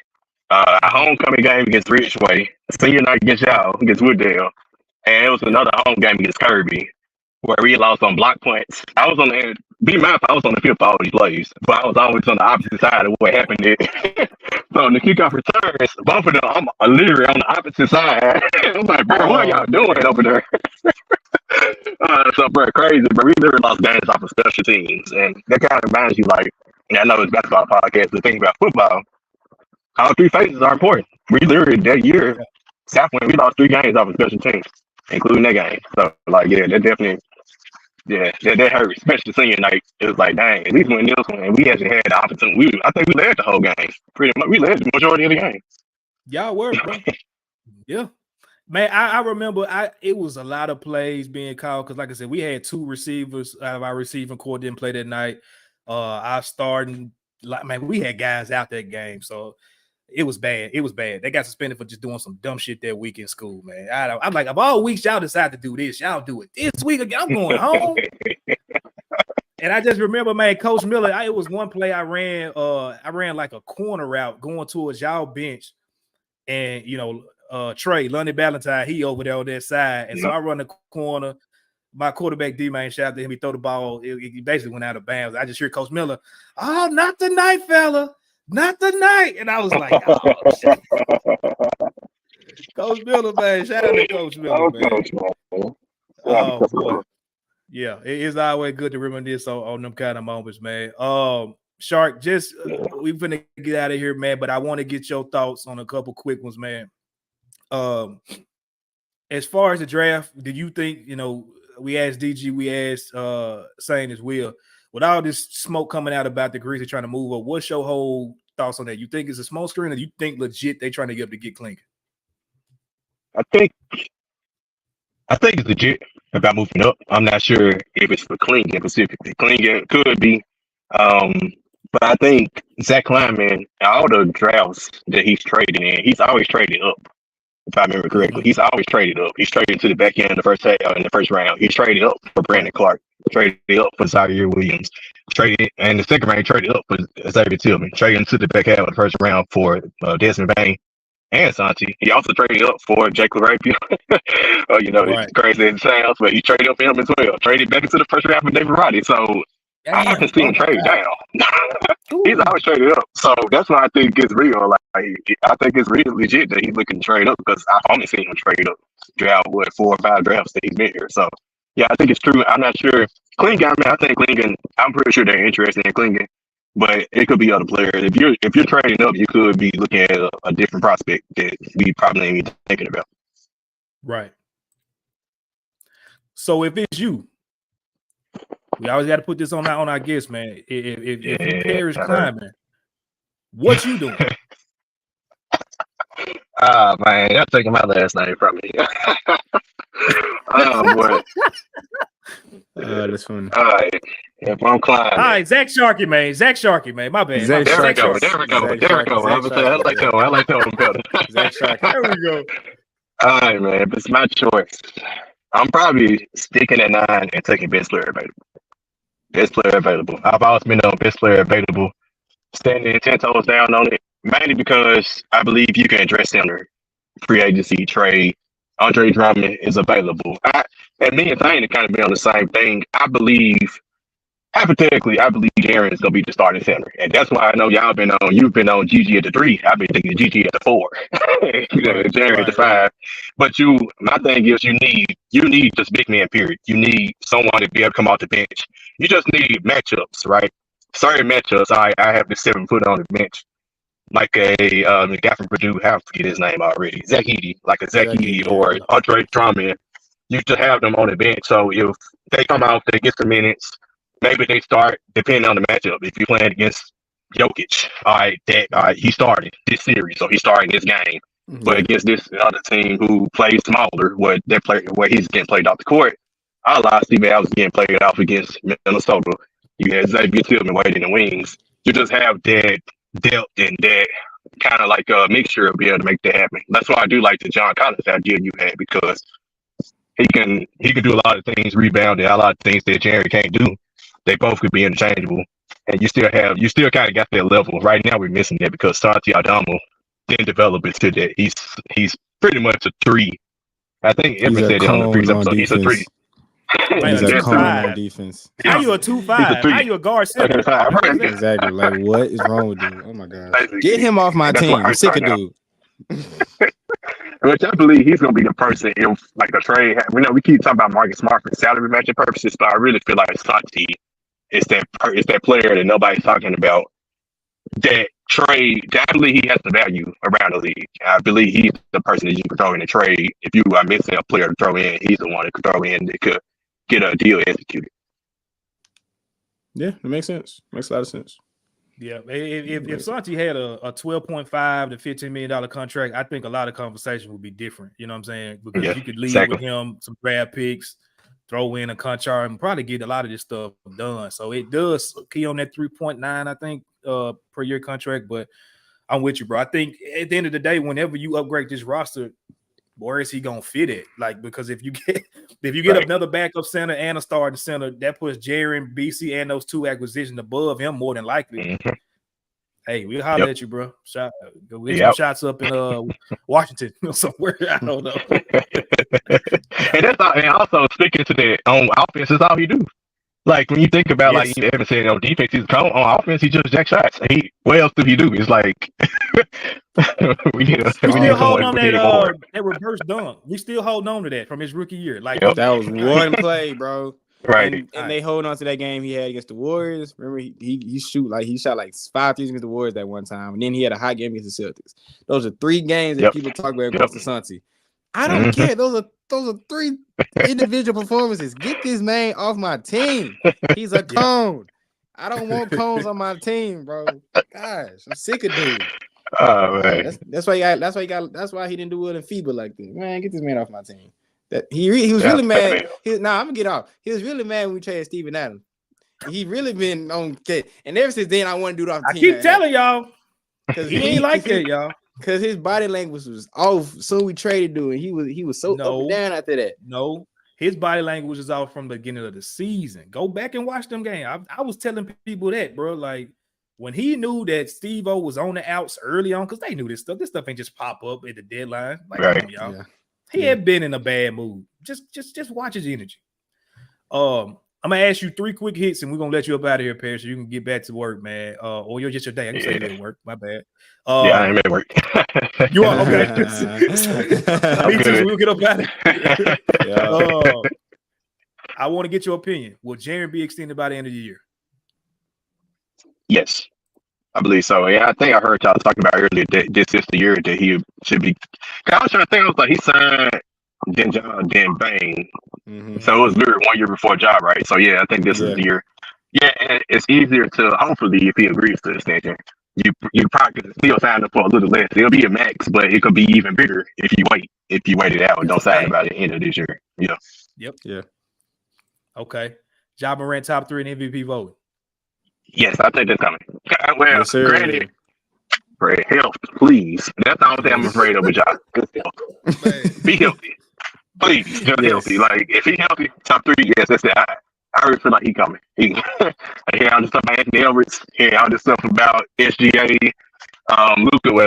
Luka been doing his thing, but yeah, just all these up and comers. Like, yeah, I think Ja Morant's licking his chops. He ready?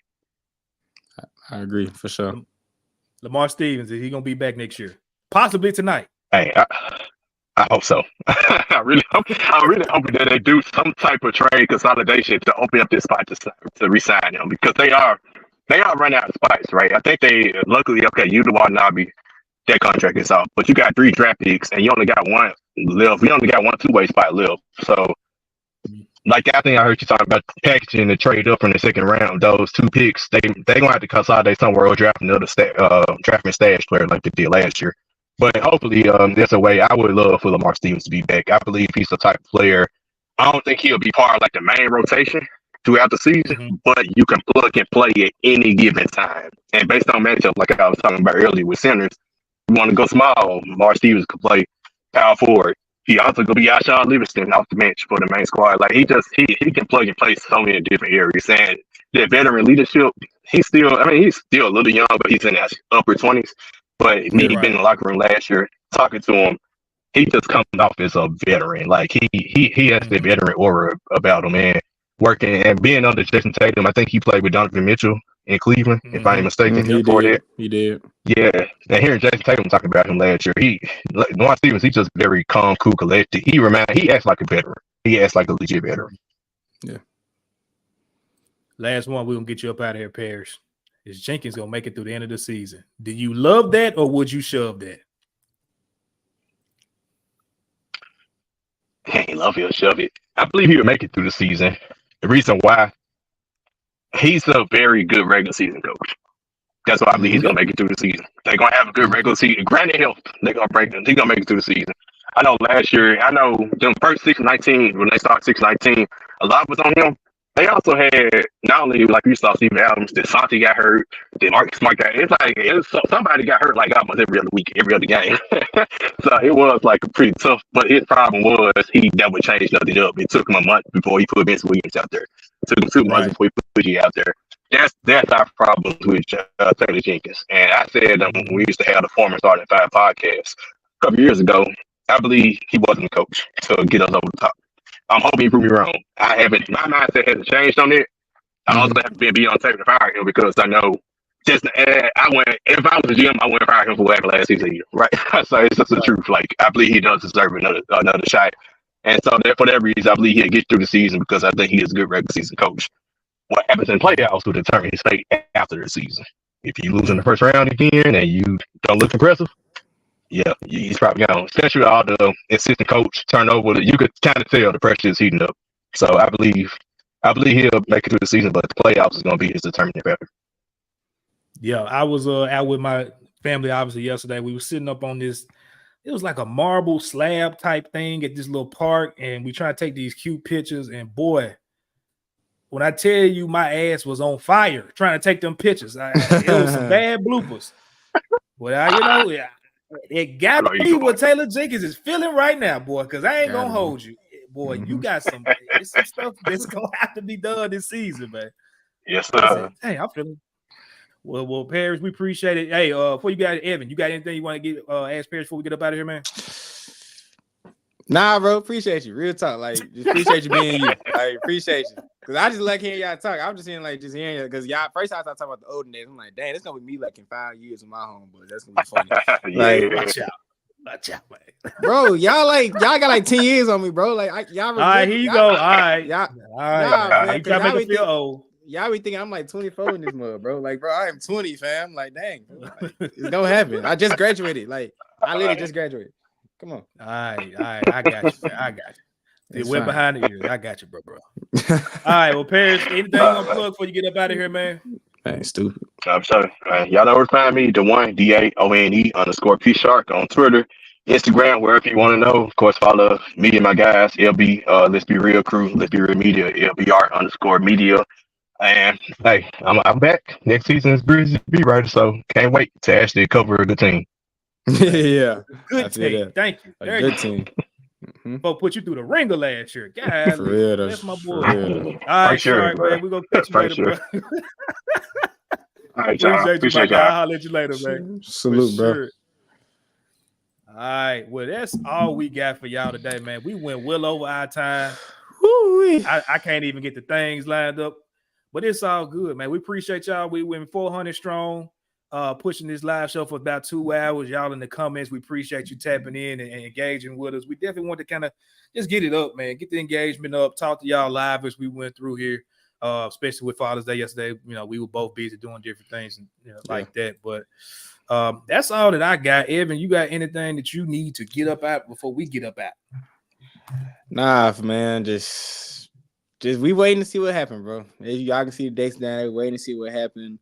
I should be coming out with some pieces, writing pieces around draft time. I got some things I want to write about, since it's actually be something to actually write about when the draft actually happens. Maybe a day before, so I actually have something to write about. So more stuff on the way, man.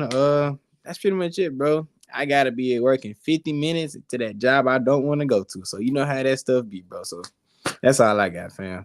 It's been one thing. Shout out to everybody. This is our first time doing this. So just appreciate y'all doing it, y'all engaging with us, because we didn't know how this was gonna turn out. Y'all turned out to be this being a really good show. Absolutely. 2 hours long. It didn't feel like 2 hours. Let me say that. Show didn't feel like. Appreciate you, Ed. I can talk to my brother all day how he's been supporting me through this whole time, and I ain't gonna get all sappy. You feel me? But nah, just appreciate y'all. Appreciate y'all for engaging with us and making this show good. We may do this again in the next few months. Maybe, you never know. Circumstance may happen, but yeah, just appreciate all y'all for making this show what it is. For sure, he ain't lying, man. Y'all support is definitely felt and heard. Can't say thank you enough, man. But we're gonna get up out of here. We'll catch y'all next Monday at 12. Probably not gonna be live, but like Evan said, we will be back at some point with another live show for y'all. Don't know what we got up our sleeve, man. We might just be up here with freaking Adam Silver in a couple weeks. Y'all don't know. Stay tapped in and locked in so you don't miss on none of that. All right. Yes, sir. All right, man. Well, as always, we appreciate y'all. Y'all have a good, blessed week, and we'll catch y'all next time. Go Grizz. Go Grizz. Thank you for listening.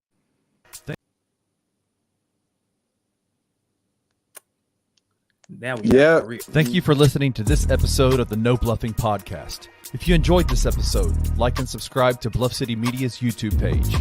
For comprehensive coverage of all things Memphis sports, head over to www.bluffcitymedia.co and find out how you can become an insider. We will see you back here next week.